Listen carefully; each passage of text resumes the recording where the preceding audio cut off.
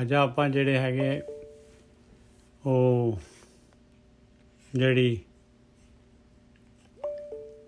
ਗੌੜੀ ਦੀ ਵਾਰ ਹੈਗੀ ਚੌਥੀ ਪਾਤਸ਼ਾਹੀ ਦੀ ਉਹਦੀ ਜਿਹੜੀ ਹੈਗੀ ਆ 23ਵੀਂ ਪੌੜੀ ਲੈ ਰਹੇ ਆਪਾਂ 23rd।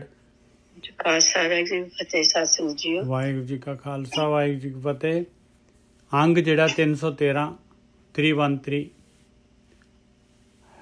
ਮਹਾਰਾਜ ਮੇਹਰ ਕਰਨ।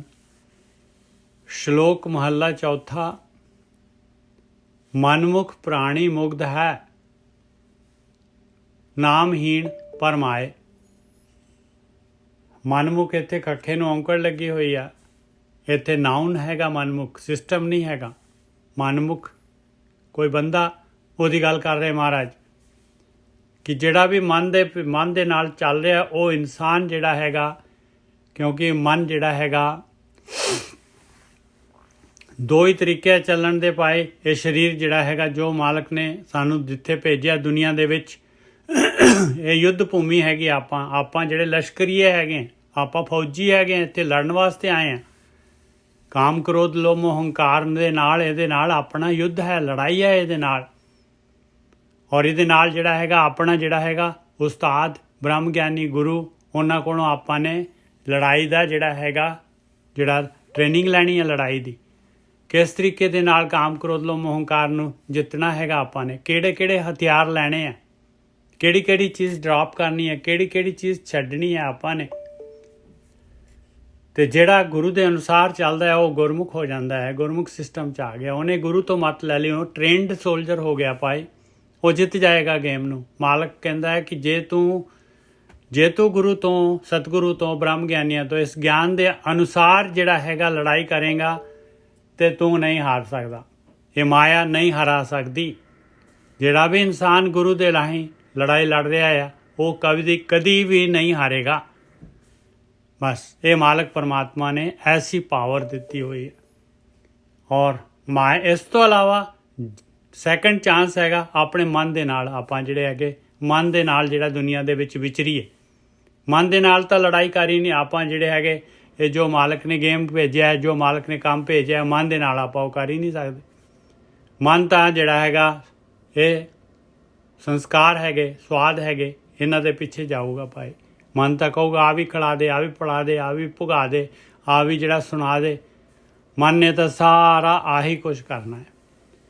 ਕਹਿੰਦੇ ਜਿਹੜਾ ਵੀ ਮਨ ਦੇ ਪਿੱਛੇ ਜਾ ਰਿਹਾ ਇਨਸਾਨ, ਉਹ ਪ੍ਰਾਣੀ ਜਿਹੜਾ ਹੈਗਾ, ਪ੍ਰਾਣ ਸ਼ਕਤੀ ਵਾਲਾ ਇਨਸਾਨ ਜਿਹੜਾ ਹੈਗਾ ਉਹ ਪਾਏ ਮੁਗਧ ਹੈਗਾ। ਮੁਗਧ ਦਾ ਮਤਲਬ ਹੈ ਮੂਰਛਿਤ ਹੋ ਗਿਆ, ਮੁਗਧ ਹੋ ਗਿਆ। ਕਿਸੇ ਨੂੰ ਕਹਿੰਦੇ ਨਾ ਉਹ ਜਨਾਨੀ ਨੂੰ, ਉਹਨੂੰ ਕੁੜੀ ਨੂੰ ਦੇਖ ਕੇ ਮੁੰਡਾ ਮੁਗਧ ਹੋ ਗਿਆ, ਕੁੜੀ ਮੁੰਡੇ ਨੂੰ ਦੇਖ ਕੇ ਮੁਗਧ ਹੋ ਗਈ। ਮੁਗਧ ਹੋਣਾ ਮਤਲਬ ਬਈ ਬਿਲਕੁਲ ਜਿਹੜਾ ਹੈਗਾ ਸਾਰਾ ਕੁਝ ਭੁੱਲ ਜਾਣਾ। ਮਨਮੁਖ ਪ੍ਰਾਣੀ ਮੁਗਧ ਹੈ। ਇਸ ਤਰ੍ਹਾਂ ਆ ਮਾਇਆ ਜਿਹੜੀ ਹੈਗੀ ਇਸ ਤਰੀਕੇ ਦੇ ਨਾਲ ਆਪਾਂ ਨੂੰ ਜਿਹੜਾ ਹੈਗਾ ਮੁਗਧ ਕਰ ਦਿੰਦੀ ਹੈ। ਇਹਦਾ ਚੋਗਾ, ਇਹਦਾ ਸਵਾਦ, ਇਹਦਾ ਖਲਾਰਾ ਇਸ ਤਰ੍ਹਾਂ ਦਾ ਹੈਗਾ। ਮਨਮੁਖ ਪ੍ਰਾਣੀ ਮੁਗਧ ਹੈ, ਨਾਮਹੀਣ ਪਰਮਾਏ। ਕਿਉਂ ਫਿਰ ਨਾਮਹੀਣ ਰਹੇਗਾ? ਕਿਉਂਕਿ ਨਾਮ ਤਾਂ ਗੁਰੂ ਦੱਸੂਗਾ ਪਾਏ, ਬ੍ਰਹਮ ਗਿਆਨੀ ਦੱਸਣਗੇ ਪਾਏ। ਧਿਆਨ ਸਿਮਰਨ ਕਰਨਾ ਹੈ। ਤੂੰ ਨਾਮ ਦੇ ਵਾਸਤੇ ਆਇਆ, ਨਾਮ ਦੇ ਵਾਸਤੇ ਨਾਮ ਨੂੰ ਸਵਾਸ ਦੇਣੇ ਆਪਾਂ ਨੇ। ਤੂੰ ਜਿਹੜਾ ਹੈਗਾ ਮਾਇਆ ਦੇ ਵਿਚਾਰ ਜਿਹੜੇ ਇੱਥੇ ਬੰਨ੍ਹ ਲਾਉਣਾ ਹੈ ਤੇ ਫਿਰ ਭਰਮਾਏ। ਕਹਿੰਦੇ ਭਰਮ ਗਿਆ, ਧੋਖਾ ਖਾ ਗਿਆ, ਟਰੈਪ ਦੇ ਵਿੱਚ ਫਸ ਗਿਆ, ਧੋਖੇ ਦੇ ਵਿੱਚ ਫਸ ਗਿਆ।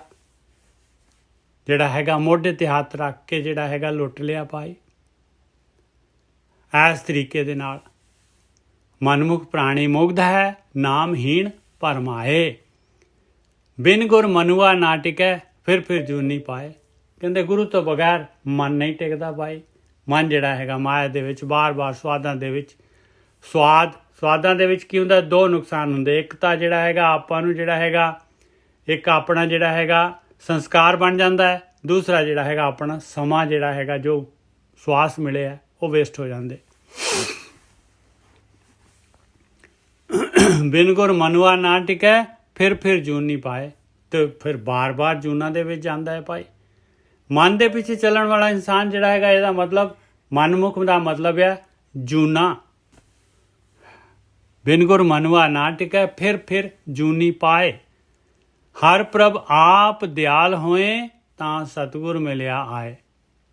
ਔਰ ਦੇਖੋ ਬ੍ਰਹਮ ਗਿਆਨ ਵੀ ਮਿਲਣਾ, ਜਿਹਨੇ ਕਿ ਮਨਮੁਖ ਤੋਂ ਗੁਰਮੁਖ ਕਰਨਾ ਹੈ, ਉਹ ਵੀ ਜਿਹੜਾ ਹੈਗਾ ਮਾਲਕ ਪਰਮਾਤਮਾ ਨੇ ਮਿਲਾਉਣਾ ਆ।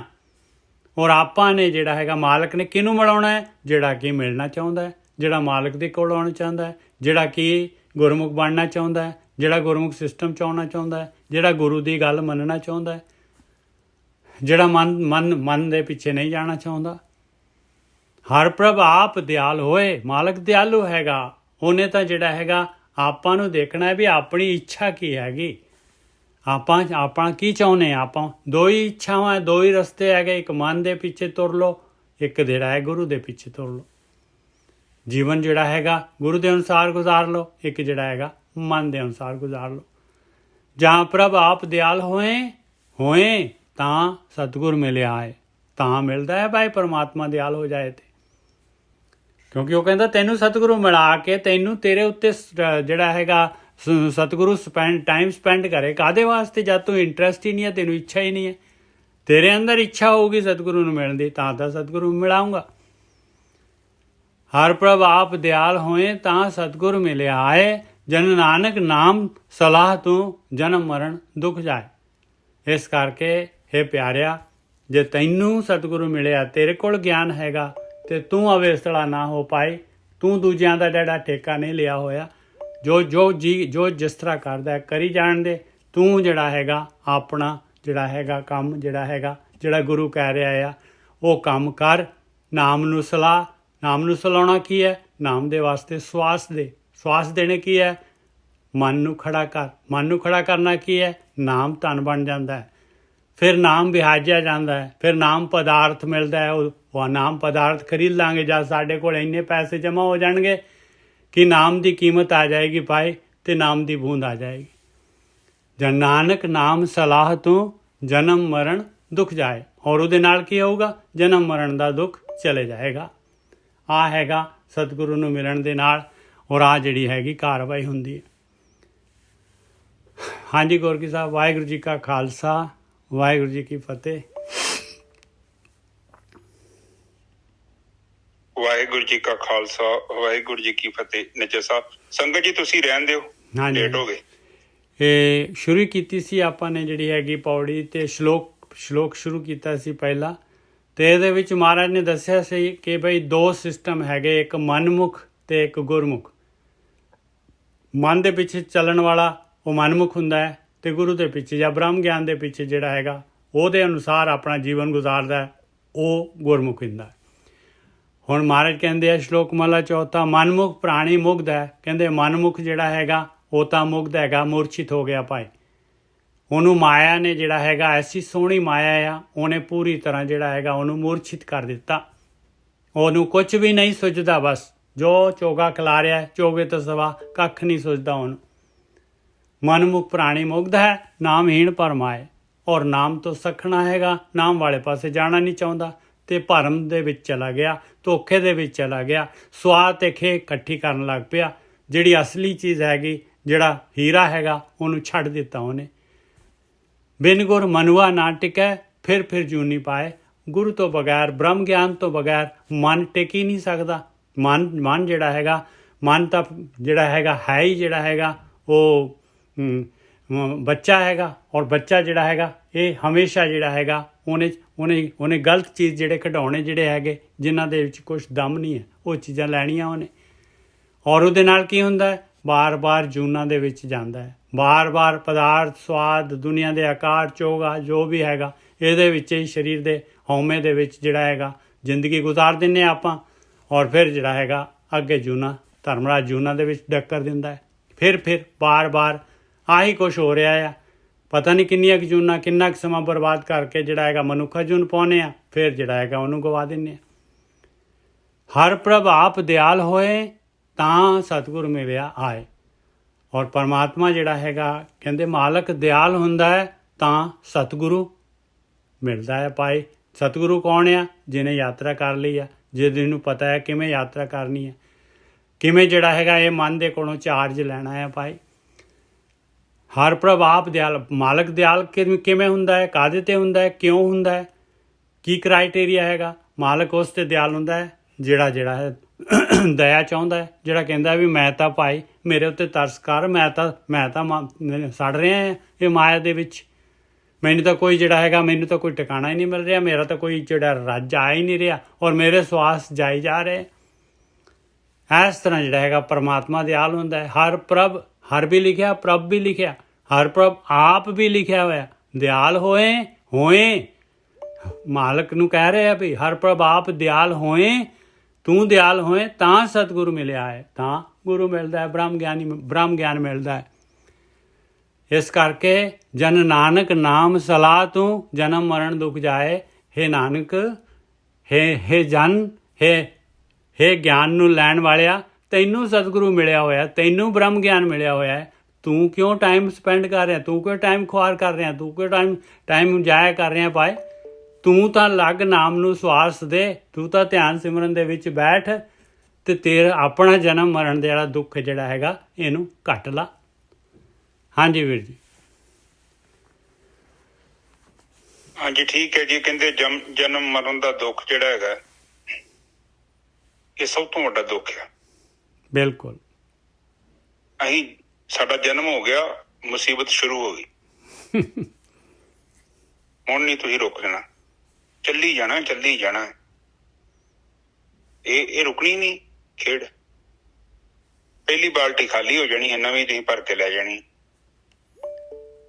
ਇਹ ਦੇਖੋ ਕੀ ਕਹਿ ਰਹੇ ਨੇ, ਕਹਿੰਦੇ ਆ ਜਨ ਨਾਨਕ ਨਾਮ ਸਲਾਹੇ ਤੂੰ, ਜਨਮ ਮਰਨ ਦੁੱਖ ਜਾਏ। ਠੀਕ ਹੈ ਜੀ। ਜਨਮ ਦਾ ਮਰਨ ਦਾ ਸਭ ਤੋਂ ਵੱਡਾ ਦੁੱਖ ਹੈ। ਜਨਮ ਹੋਣ ਦੇ ਨਾਲ ਗੱਲ ਸ਼ੁਰੂ ਹੋ ਗਈ ਹੈ, ਮਰਨ ਦੇ ਨਾਲ ਖਤਮ ਥੋੜੀ ਹੋ ਜਾਣੀ ਆ। ਉਹ ਫਿਰ ਦੂਜੀ ਯਾਤਰਾ ਚਾਲੂ ਹੋ ਜਾਣੀ ਆ। ਬਿਲਕੁਲ। ਇਹ ਅਨੰਤ ਯਾਤਰਾ ਹੈ ਔਰ ਬਹੁਤ ਪੁਰਾਣੀ ਹੈ। ਦੇਖੋ, ਮਨਮੁਖ ਪ੍ਰਾਣੀ ਮੁਗਧ ਹੈ, ਨਾਮਹੀਨ ਪਰਮਾਏ। ਉਹ ਕਹਿੰਦੇ ਕਿ ਜਿਹੜਾ ਮਨਮੁਖ ਮਨੁੱਖ ਹੈ ਉਹ ਮੂਰਖ ਹੈ। ਮੁਗਧ ਦਾ ਮਤਲਬ ਹੁੰਦਾ ਗੁਰਕੀ ਸਾਹਿਬ ਮੋਇਆ ਗਿਆ, ਕਿਸੇ ਨੂੰ ਦੇਖ ਕੇ ਜਿਹੜਾ ਨਾ ਕਿ ਕੋਈ ਜਿਹੜਾ ਹੈਗਾ ਕਿਸੇ ਦਾ ਰੂਪ ਦੇਖ ਕੇ ਮੁਗਧ ਹੋ ਜਾਂਦਾ ਹੈ ਬਈ ਉਹ ਚਾਹੀਦਾ ਉਹਦੇ ਵਾਸਤੇ ਆਪਣੀ ਜਾਨ, ਆਪਣੀ ਹਜ਼ਾਰਾਂ ਕਰੋੜਾਂ, ਦੇਖ ਲਓ ਵੱਡੇ ਵੱਡੇ ਰਾਜੇ ਮਹਾਰਾਜੇ ਕਿੰਨੇ ਜਿਹੜੇ ਹੈਗੇ ਆਪਣਾ ਸਾਰਾ ਕਿੰਨੇ ਬੰਦੇ ਮਰਵਾ ਦਿੰਦੇ ਆ ਉਹਦੇ ਪਿੱਛੇ, ਮੁਗਧ ਹੋ ਜਾਂਦੇ ਆ, ਮੂਰਛਿਤ ਹੋ ਜਾਂਦੇ। ਹਾਂਜੀ, ਭਰਮ ਦੇ ਵਿੱਚ ਆ ਜਾਂਦੇ। ਮਨੁੱਖ ਦਾ ਮਤਲਬ ਕਿ ਜਿਹੜਾ ਨਹੀਂ ਮੰਨਦਾ, ਜਿਹੜਾ ਸੰਸਾਰ ਨੂੰ ਹੀ ਯਥਾਰਕ ਸੱਚ ਸਮਝਦਾ ਹੈ, ਇੱਥੇ ਭੋਗਾਂ ਨੂੰ ਹੀ ਉਹ ਸਮਝਦਾ ਹੈ ਕਿ ਇਹ ਬਹੁਤ ਵਧੀਆ ਚੀਜ਼ ਹੈ। ਮਨਮੁਖ ਦਾ ਮਤਲਬ ਜੋ ਨਹੀਂ ਦੇਖ ਰਿਹਾ ਕਿ ਇਹ ਪ੍ਰਕਿਰਤੀ ਹੈ। ਇਹ ਤੇ ਗ੍ਰੰਥਾਂ ਨੂੰ ਪੜ੍ਹਨ ਤੋਂ ਬਾਅਦ ਹੀ ਤੇ ਸਾਨੂੰ ਪਤਾ ਲੱਗਣ ਦਿਆ ਕਿ ਇਹ ਤੇ ਇਟ ਇਜ਼ ਅ ਟ੍ਰੈਪ। ਬਿਲਕੁਲ। ਬੰਦਾ ਫਸਿਆ ਹੋਇਆ ਆਪਣੇ ਕਿਰਤ ਤੇ ਕਰਮ ਦੇ ਕਰਕੇ। ਔਰ ਮਨਮੁਖ ਲਈ ਤੇ ਬਹੁਤ ਵਧੀਆ, ਉਹਨੂੰ ਪੈਸੇ ਦੇ ਦੋ, ਉਹ ਕਹਿੰਦਾ ਉਹ ਲਿਆਓ ਜੀ 2 ਨੰਬਰ ਦਾ ਪੈਸਾ ਮੈਨੂੰ ਦੋ, ਉਹ ਕਹਿੰਦਾ ਮੈਨੂੰ ਬਹੁਤ ਵਧੀਆ। ਪਰ ਬਾਣੀ ਕਹਿੰਦੀ ਹੈ ਉਹ ਜਿਹੜਾ ਪੈਸਾ ਬਹੁਤ ਜ਼ਹਿਰ ਹੈ। ਉਹ ਤਾਂ ਕਿਉਂਕਿ ਉਹ ਸਵਾਦ ਨਾ ਵੇਖ ਤੂੰ, ਉਹਦਾ ਸੁੱਖ ਹੁਣ ਤੂੰ ਵੇਖਣ ਦਿਆ, ਉਹਦਾ ਰੁੱਖ ਹੋ ਕੇ ਜਿਹੜਾ ਮੁੜ ਕੇ ਬੜਾ ਵੱਡਾ ਪੰਗਾ ਪੈ ਜਾਣਾ। ਤੂੰ ਸੰਸਕਾਰਾਂ ਦਾ ਤੇਰੇ ਅੰਦਰ ਜਦੋਂ ਪਹਾੜ ਬਣ ਗਿਆ ਨਾ ਤੇ ਖਤਮ ਨਹੀਂ ਹੋਣਾ। ਹੁਣ ਬਾਣੀ ਵੇਖੋ ਬਾਰ-ਬਾਰ ਕਹਿੰਦੀ ਹੈ ਸੰਗਤ ਕਰੋ। ਉਹਦਾ ਕੇਵਲ ਇੰਨਾ ਹੀ ਕਾਰਨ ਆ ਕਿ ਬਹੁਤ ਜਨਮ ਵਿਛੜੇ ਥੇ ਮਾਧੋ, ਪਤਾ ਨਹੀਂ ਕਿੰਨੇ ਕੁ ਜਨਮਾਂ ਤੋਂ ਆਪਾਂ ਵਿਛੜੇ ਆ। ਅੰਦਰ ਸੰਸਕਾਰਾਂ ਦਾ ਨਾ ਬਹੁਤ ਜ਼ਿਆਦਾ ਰੌਲਾ ਵਾ। ਉਹ ਇੱਕ ਕਈ ਵਾਰੀ ਛੋਟਾ ਮੋਟਾ ਨੁਕਸ ਹੋਵੇ ਨਾ, ਤੁਸੀਂ ਕਿਸੇ ਡਾਕਟਰ ਕੋਲ ਜਾਓ ਤੇ ਇੱਕ ਅੱਧੀ ਦਵਾਈ ਖਾਧੀ ਤੁਸੀਂ ਠੀਕ ਹੋ ਗਏ। ਪਰ ਕਈ ਵਾਰੀ ਜਦੋਂ ਵੱਡੇ ਪੁਰਾਣੇ ਰੋਗ ਹੋਣ ਨਾ ਤੇ ਨਿੱਜਾ ਸਾਹਿਬ, ਉਹ 1-2 ਵਾਰੀ ਦਵਾਈ ਖਾਣ ਦੇ ਨਾਲ ਮਸਲਾ ਹੱਲ ਨਹੀਂ ਹੁੰਦਾ ਨਾ। ਇਸ ਕਰਕੇ ਉੱਥੇ ਬਾਰ-ਬਾਰ ਜਾਣਾ ਪੈਂਦਾ ਸਾਨੂੰ, ਰੈਗੂਲਰੀ ਸਾਨੂੰ ਉਹ ਡਾਕਟਰ ਕੋਲ ਜਾਣਾ ਪੈਂਦਾ ਵਾ। ਡਾਕਟਰ ਸਾਡੀ ਹੈਲਥ ਦਾ ਮੋਨੀਟਰ ਕਰਦਾ ਹੈ ਕਿ ਬਈ ਇਹ ਚੀਜ਼ ਸਹੀ ਹੋ ਗਈ, ਹੁਣ ਆ ਬਚੀ, ਆਹ ਚੀਜ਼ ਸਹੀ ਹੋ ਗਈ, ਨੇ ਆ ਬਚੀ। ਇਸੇ ਹੀ ਤਰ੍ਹਾਂ ਬਾਣੀ ਕਹਿੰਦੀ ਆ ਕਿ ਸੰਗਤ ਕਰਨੀ ਬੜੀ ਜ਼ਰੂਰੀ। ਹੁਣ ਆਪਾਂ ਗੁਰੂਆਂ ਦੀ ਬਾਣੀ ਜਿਹੜੀ ਗੁਰੂਆਂ ਨੇ ਉਚਾਰਨ ਕੀਤੀ ਉਹਦੀ ਸੰਗਤ ਕਰਦੇ ਆ, ਔਰ ਹਰ ਦਿਨ ਉਹ ਸਾਡੇ ਅੰਦਰ ਕੋਈ ਨਾ ਕੋਈ ਨਵੀਂ ਚੀਜ਼ ਨੂੰ ਉਹ ਲੈ ਕੇ ਆ ਰਹੇ ਨੇ, ਸਮਝਾ ਰਹੇ ਨੇ ਸਾਨੂੰ। ਔਰ ਦੇਖੋ ਬਾਰ-ਬਾਰ ਉਸ ਚੀਜ਼ ਨੂੰ ਦੁਹਰਾਉਣ ਦੇ ਨਾਲ ਅਸੀਂ ਵੱਖਰੀ ਗਹਿਰਾਈ 'ਚ ਜਾਂਦੇ ਹਾਂ। ਜਿਹੜੀ ਕਥਾ ਕੱਲ ਹੋ ਗਈ ਦੁਬਾਰਾ ਨਹੀਂ ਹੋ ਸਕਦੀ, ਤੇ ਜਿਹੜੀ ਅੱਜ ਹੋ ਗਈ ਇਹ ਵੀ ਦੁਬਾਰਾ ਨਹੀਂ ਹੋਣੀ, ਰਿਪੀਟ ਨਹੀਂ ਹੋਣੀ। ਹੁਣ ਇੱਥੋਂ ਕਈ ਚੀਜ਼ਾਂ ਜਿਹੜੀਆਂ ਸਾਡੇ ਅੰਦਰ ਚੱਲ ਜਾਂਦੀਆਂ ਨੇ ਪਰ ਸਾਨੂੰ ਪਤਾ ਨਹੀਂ ਹੁੰਦਾ। ਦੇਖੋ ਅਚਨਚੇਤ ਜਿਹੜੀਆਂ ਚੀਜ਼ਾਂ ਨੇ ਸਾਡੇ ਅੰਦਰ ਉਹ ਪਹੁੰਚ ਰਹੀਆਂ ਨੇ, ਸਾਨੂੰ ਪਤਾ ਨਹੀਂ। ਪਰ ਜਦੋਂ ਸਾਨੂੰ ਲੋੜ ਪੈਣੀ ਆ ਉਹ ਚੀਜ਼ਾਂ ਨੇ ਪ੍ਰਗਟ ਹੋ ਕੇ ਸਾਡੀ ਮਦਦ ਕਰਨੀ ਹੈ। ਕਈ ਵਾਰੀ ਤੁਸੀਂ ਬੁਰਾ ਕੰਮ ਕਰਨ ਵੀ ਜਾਓਗੇ ਨਾ, ਤੁਹਾਡੇ ਅੰਦਰ ਐਸਾ ਵਿਚਾਰ ਪ੍ਰਬਲ ਹੋ ਜਾਏਗਾ, ਉਹਨੇ ਤੁਹਾਡੇ ਗੁੱਟ ਨੂੰ ਫੜ ਲੈਣਾ, ਤੁਹਾਨੂੰ ਮਾੜਾ ਕੰਮ ਨਹੀਂ ਕਰਨ ਦੇਣਾ। ਇਹ ਸੱਚ ਆ, ਕਿਉਂਕਿ ਜਿਹੜੀ ਸੰਗਤ ਆ ਨਾ, ਸੰਗਤ ਕੀਤੀ ਇਹ ਵੇਸਟ ਨਹੀਂ ਜਾਂਦੀ, ਪਰ ਸੰਗਤ 'ਚ ਦਮ ਹੋਣਾ ਚਾਹੀਦਾ। ਠੀਕ ਹੈ ਜੀ। ਹੁਣ ਇਹ ਬਾਣੀ ਦੀ ਸੰਗਤ ਆਪਾਂ ਕਰ ਰਹੇ ਹਾਂ, ਔਰ ਉਹ ਦਮ ਤੇ ਹੈਗਾ ਹੀ ਹੈਗਾ। ਹੁਣ ਕਹਿੰਦੇ ਕਿ ਜਿਹੜਾ ਮਨਮੁਖ ਮੁਗਧ ਹੋ ਗਿਆ, ਪ੍ਰਾਣੀ ਜਿਹੜਾ ਮੁਗਧ ਹੋ ਗਿਆ, ਜਿੰਨੇ ਉਹ ਮੋਹਿਆ ਗਿਆ, ਨਾਮਹੀਨ ਪਰਮਾਏ, ਉਹ ਨਾਮ ਤੋਂ ਬਿਨਾਂ ਹੀ ਪਰਮਾਇਆ ਗਿਆ, ਔਰ ਨਾਮ ਨੇ ਉਹਨੇ ਕੋਈ ਧਿਆਇਆ ਹੀ ਨਹੀਂ ਉਹਨੂੰ। ਉਹ ਕਿੱਥੇ ਕਹਿੰਦਾ ਕੋਈ ਰੱਬ ਰੂਪ ਹੈਗਾ।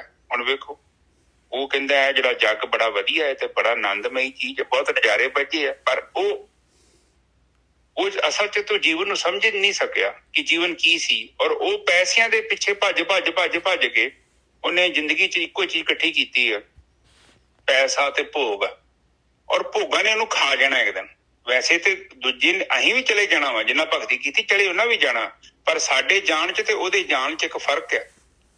ਉਹਨੇ ਇਹ ਯਾਤਰਾ ਤੋਂ ਬਾਅਦ ਅੱਗੇ ਤੁਰੇ ਜਾਣਾ ਵਾ, ਤੇ ਜਿਹੜੇ ਭਗਤੀ ਕਰਦੇ ਆ ਉਹ ਇਸ ਯਾਤਰਾ ਨੂੰ ਸਟਾਪ ਕਰਨਾ ਚਾਹੁੰਦੇ, ਔਰ ਉਸ ਪਰਮ ਜੀਵਨ ਨੂੰ ਪਾਉਣਾ ਚਾਹੁੰਦੇ, ਔਰ ਜਿਉਂਦੇ ਜੀ ਉਹਨੂੰ ਅਨੁਭਵ ਕਰਨਾ ਜ਼ਰੂਰੀ ਆ, ਉਸ ਪਰਮ ਆਨੰਦ ਨੂੰ।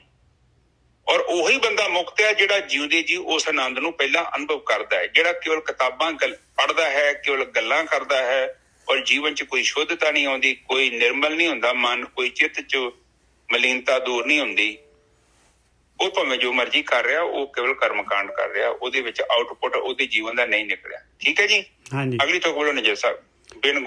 ਬਿਨ ਗੁਰ ਮਨੁਆ ਨਾ ਟਿਕੈ, ਫਿਰ ਜੂਨੀ ਪਾਹੇ। ਇਹ ਹੋ ਗਿਆ ਹਰ ਪ੍ਰਭ ਆਪ ਦੇ। ਹਾਂਜੀ, ਇੱਕ ਸੈਕਿੰਡ ਨਜਰ ਸਾਹਿਬ, ਆ ਮੈਨੂੰ ਥੋੜਾ ਜਿਹਾ। ਹਾਂਜੀ। ਇਹ ਜਿਹੜਾ ਮਨ ਆ, ਇਹਨੂੰ ਟਿਕਣਾ ਬੜਾ ਜ਼ਰੂਰੀ ਹੈ। ਇੱਕੋ ਲਾਈਨ 'ਚ ਗੱਲ ਕਲੀਅਰ ਕੀਤੀ ਹੈ, ਬਿਨ ਗੁਰੂ ਮਨੁਆ ਨਾ ਟਿਕੇ, ਫਿਰ ਜੂਨੀ ਪਾਵੇ। ਜਿੰਨਾ ਚਿਰ ਤੱਕ ਤੁਹਾਨੂੰ ਵਧੀਆ ਸੰਗਤ ਨਹੀਂ ਮਿਲਦੀ, ਤੁਹਾਡਾ ਮਨ ਟਿਕ ਨਹੀਂ ਸਕਦਾ। ਕਿਉਂਕਿ ਉਹ ਭੇਦ ਆ, ਉੱਥੇ ਉਹ ਬੰਦੇ ਚਾਹੀਦੇ ਨੇ ਜਿਨ੍ਹਾਂ ਦਾ ਮਨ ਟਿਕਿਆ ਹੈ, ਉਹੀ ਤੇ ਰਸਤਾ ਦੱਸਣਗੇ ਕਿ ਸਾਡਾ ਏਦਾਂ ਟਿਕਿਆ ਹੈ। ਬਿਲਕੁਲ। ਔਰ ਬੰਦੇ ਮਿਲਾਉਣੇ ਜਿਹੜੇ ਪਰਮਾਤਮਾ ਦਾ ਕੰਮ ਹੈ। ਅਗਲੀ ਲਾਈਨ ਕਹਿੰਦੀ ਆ, ਆਪਣੇ ਆਪ ਨਹੀਂ ਬੰਦੇ ਲੱਭਦੇ।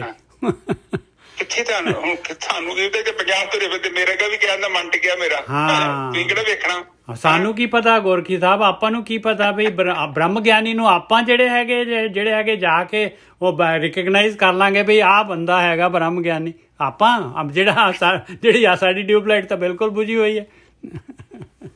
ਨਹੀਂ, ਉੱਥੇ ਨਹੀਂ। ਉੱਥੇ ਫਿਰ ਤੁਹਾਨੂੰ ਇਹ ਫਾਇਦਾ ਹੋਣਾ ਵਾ ਕਿ ਉੱਥੇ ਉਹਨਾਂ ਕੋਲ ਫਾਰਮੂਲੇ ਬੜੇ ਪਾਵਰਫੁਲ ਹੁੰਦੇ, ਉਹਨਾਂ ਨੇ ਸ਼ਬਦਾਂ ਦੇ ਨਾਲ ਤੁਹਾਡੇ ਅੰਦਰ ਮੋਡੀਫਿਕੇਸ਼ਨ ਕਰਨੀ। ਕਈ ਵਾਰੀ ਨਾ ਦੇਖੀਏ ਨੁਕਸ ਵੱਡੇ ਹੁੰਦੇ ਆ ਤੇ ਮਕੈਨਿਕ ਨੂੰ ਟਾਈਮ ਲੱਗਦਾ ਉਹਨੂੰ ਠੀਕ ਕਰਨ ਦੇ ਲਈ। ਇਸੇ ਤਰ੍ਹਾਂ ਸੰਗਤ ਕੀ ਕਰਦੀ ਹੈ, ਤੁਹਾਡੇ ਅੰਦਰ ਰਿਪੇਅਰ ਕਰਦੀ ਹੈ, ਤੁਹਾਨੂੰ ਪਤਾ ਨਹੀਂ ਲੱਗਦਾ, ਪਰ ਅੰਦਰ ਰਿਪੇਅਰ ਹੋ ਰਹੀ ਹੈ। ਹਰ ਦਿਨ ਕੋਈ ਨਾ ਕੋਈ ਪੁਰਜਾ ਫਿਕਸ ਕੀਤਾ ਜਾ ਰਿਹਾ। ਹੁਣ ਇੱਕ ਘਰ ਆ, ਤੁਸੀਂ 40-50 ਸਾਲ ਉਹਨੂੰ ਸਾਫ਼ ਹੀ ਨਾ ਕਰੋ, ਤੇ ਹੁਣ ਮੇਰੇ ਵਰਗਾ ਆਵੇ ਮੁੱਛਾਂ ਨੂੰ ਤਾ ਦੇ ਕੇ ਅੱਧੇ ਘੰਟੇ 'ਚ ਉਹ ਘਰ ਸਾਫ਼ ਨਹੀਂ ਹੋਣਾ। ਉਹਨੂੰ ਸਾਫ਼ ਕਰਨ ਦੇ ਲਈ, ਰੰਗ ਰੁੰਗ ਕਰਨ ਦੇ ਲਈ ਘੱਟੋ ਘੱਟ ਸਾਲ ਲੱਗਣਾ ਹੈ ਨਜਰ ਸਾਹਿਬ। ਬਿਲਕੁਲ। ਉਹਦੀ ਮਲੀਨਤਾ ਪਹਿਲਾਂ ਪੁਰਾਣੀਆਂ ਕਲੀਆਂ ਲਾਓਗੇ, ਫਿਰ ਸਫਾਈ ਕਰੋਗੇ, ਫਿਰ ਪਾਲਸ਼ਾਂ ਪੁਲਸ਼ਾਂ, ਇਹ ਲੌਂਗ ਪ੍ਰੋਸੈਸ ਆ। ਇਸੇ ਹੀ ਤਰ੍ਹਾਂ ਬਾਣੀ 'ਚ ਕਹਿੰਦੇ ਇਸ ਮਨ ਕੋ ਜਨਮ ਕੀ ਮਨ ਲਾਗੀ, ਕਾਲਾ ਹੋਆ ਸਿਆਹੋ, ਖਨਲੀ ਧੋਤੀ ਉਜਲੀ ਨਾ ਥੀ ਬਈ, ਜੇ 100 ਧੋਵਣ ਪਾਓ। ਇਹ ਕਾਲਾ ਹੋ ਚੁੱਕਿਆ ਤੇ ਇਸ ਕਰਕੇ ਇਹਨੂੰ ਲਗਾਤਾਰ ਉਸ ਦਿਸ਼ਾ ਦੇ ਵੱਲ ਗਤੀ ਕਰਨੀ ਪਊਗੀ। ਗੁਰਮੁਖਾਂ ਦੀ ਸੰਗਤ ਕਰਨ ਦੇ ਨਾਲ ਹੌਲੀ ਹੌਲੀ ਕਰਕੇ ਜਿਹੜਾ ਮਨ ਆ ਉਹਦੀ ਮਲੀਨਤਾ ਜਿਹੜੀ ਆ ਉਤਰਦੀ ਜਾਂਦੀ ਹੈ। ਜਿੱਦਣ ਤੁਹਾਨੂੰ ਇੱਕ ਗੁਣ ਵੀ ਦਿਖਾਈ ਦਿੱਤਾ, ਸਮਝ ਲਓ ਕਿ ਤੁਹਾਡਾ ਹੌਸਲਾ ਵੱਧ ਜਾਣਾ। ਜਦੋਂ ਪਤੀਲੇ ਨੂੰ ਆਪਾਂ ਸਾਫ਼ ਕਰਦੇ, ਕਾਲਾ ਸ਼ਾਹ ਹੋਵੇ ਨਾ, ਤੇ 5-6 ਮਿੰਟ ਝਾਵਾਂ ਮਾਰ ਕੇ ਮੇਰੇ ਵਰਗਾ ਵੀ ਦੁਖੀ ਹੋ ਜਾਂਦਾ ਹੈ। ਫਿਰ ਜਦੋਂ ਥੋੜੀ ਜਿਹੀ ਚਮਕ ਦਿਖਣ ਡੈ ਪੈਂਦੀ ਹੈ ਨਿਜਾ ਸਾਹਿਬ, ਫਿਰ ਹੌਸਲਾ ਵੱਧ ਜਾਂਦਾ ਕਿ ਆਪਾਂ ਇੱਥੇ ਪ੍ਰੋਗਰੈਸ ਹੈਗੀ ਹੈ। ਔਰ ਸਹੀ ਰਸਤੇ ਤੇ ਹੈਗੇ। ਕਿਉਂ ਲੱਭੇਗਾ ਕੁਛ ਨਾ ਕੁਛ। ਠੀਕ ਹੈ ਜੀ, ਅਗਲੀ ਤੋਂ ਬੋਲੋ ਨਿਜਾ ਸਾਹਿਬ। ਹਰ ਪ੍ਰਭ ਆਪ ਦਿਆਲ ਹੋਏ, ਤਾਂ ਸਤਿਗੁਰ ਮਿਲਿਆ ਆਏ, ਜਨ ਨਾਨਕ ਨਾਮ ਸਲਾਹ ਤੂੰ, ਜਨਮ ਮਰਨ ਦੁੱਖ ਜਾਏ। ਆਇਆ ਜਨਮ ਮਰਨ ਦੁੱਖ ਜਾਣ ਦਾ ਤਰੀਕਾ ਪਾਈ। ਨਾਮ ਨੂੰ ਸਲਾਉਣਾ ਪੈਣਾ ਹੈ। ਨਾਮ ਨੂੰ ਸਲਾਉਣਾ ਕੀ ਆ ਵੀ ਸੁਣ ਦੇ ਵਿੱਚ ਬੈਠਣਾ ਪੈਣਾ ਹੈ, ਨਾਮ ਨੂੰ ਸਵਾਸ ਦੇਣੇ ਪੈਣੇ। ਹਾਂਜੀ ਵੀਰ ਜੀ। ਦੇਖੋ ਸਾਧ ਸੰਗਤ ਜੀ, ਉੱਪਰ ਇੱਕ ਤੁਕ ਦੇ ਵਿੱਚ ਚੌਥੀ ਪਾਤਸ਼ਾਹ ਨੇ ਬੜੀ ਕਲੀਅਰਲੀ ਸਾਨੂੰ ਸਮਝਾ ਦਿੱਤਾ, ਬਿਨ ਗੁਰ ਮਨੁਆ ਨਾ ਟਿਕੇ, ਫਿਰ ਜੋਨੀ ਆਏ। ਕਿ ਜਦ ਤੱਕ ਤੇਰਾ ਮਨ ਨਹੀਂ ਨਾ ਟਿਕਦਾ, ਤੇ ਤੇਰਾ ਮਰਨ ਜੰਮਣ ਦਾ ਖੇਲ ਖਤਮ ਨਹੀਂ ਹੋਣਾ। ਨਾ, ਬਿਲਕੁਲ ਨਹੀਂ। ਆਪ ਪਲੀਜ਼ ਇੱਕ ਅੰਡਰਸਟੈਂਡ ਕਰੋ, ਇਹ ਨਿਰਵਿਚਾਰ ਅਵਸਥਾ ਦੀ ਗੱਲ ਕਰਦੇ ਆ, ਬਿਲਕੁਲ ਗੱਲ ਕਰ ਰਹੇ। ਬਿਲਕੁਲ ਕਲੀਅਰ, ਕੋਈ ਕਨਫਿਊਜ਼ਨ ਕ੍ਰੀਏਟ ਨਹੀਂ ਕੀਤੀ।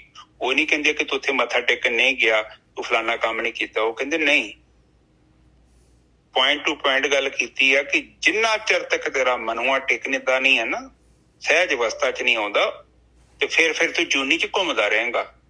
ਹੋਰ ਕੋਈ ਰਸਤਾ ਹੀ ਨਹੀਂ ਹੈ ਗੋਰਖੀ ਸਾਹਿਬ, ਹੋਰ ਕੋਈ ਰਸਤਾ ਬਣਾਏ ਨਹੀਂ, ਨਾ ਕੋਈ ਰਸਤਾ ਹੈਗਾ। ਮਾਲਕ ਜਿਹੜਾ ਡਿਜ਼ਾਈਨਰ ਹੈਗਾ ਉਹ ਕਹਿੰਦਾ ਮੈਂ ਤਾਂ ਡਿਜ਼ਾਈਨ ਕੀਤਾ ਨਹੀਂ, ਤੂੰ ਕਿਵੇਂ ਲੱਭ ਲੇਗਾ ਰਾਹ ਭਾਈ, ਤੂੰ ਕਿਹੜਾ ਰਾਹ ਲੱਭ ਲੇਗਾ। ਹਾਂਜੀ ਵੀਰ ਜੀ। ਹਾਂ, ਬਾਣੀ ਚ ਉਹ ਪਹਿਲੀ ਪਾਤਸ਼ਾਹ ਨੇ ਵੀ ਗੱਲ ਕਲੀਅਰ ਕੀਤੀ ਸੀ, ਵਿਚਾਰ ਮਾਰੇ ਤਰੇ ਤਾਰੇ ਉਲਟ ਜੋੜ ਨਾ ਆਵੇ। ਠੀਕ ਹੈ ਜੀ, ਬਿਲਕੁਲ ਉਹੀ ਗੱਲ ਇੱਥੇ ਕਿਹਨੂੰ ਕਹੋ ਵਿਚਾਰਾਂ ਦੀ ਗੱਲ, ਉਹ ਕਹਿੰਦੇ ਕਿਹੜੇ ਵਿਚਾਰ, ਇਹ ਤੇ ਜੋਗ ਮੱਤ ਆ।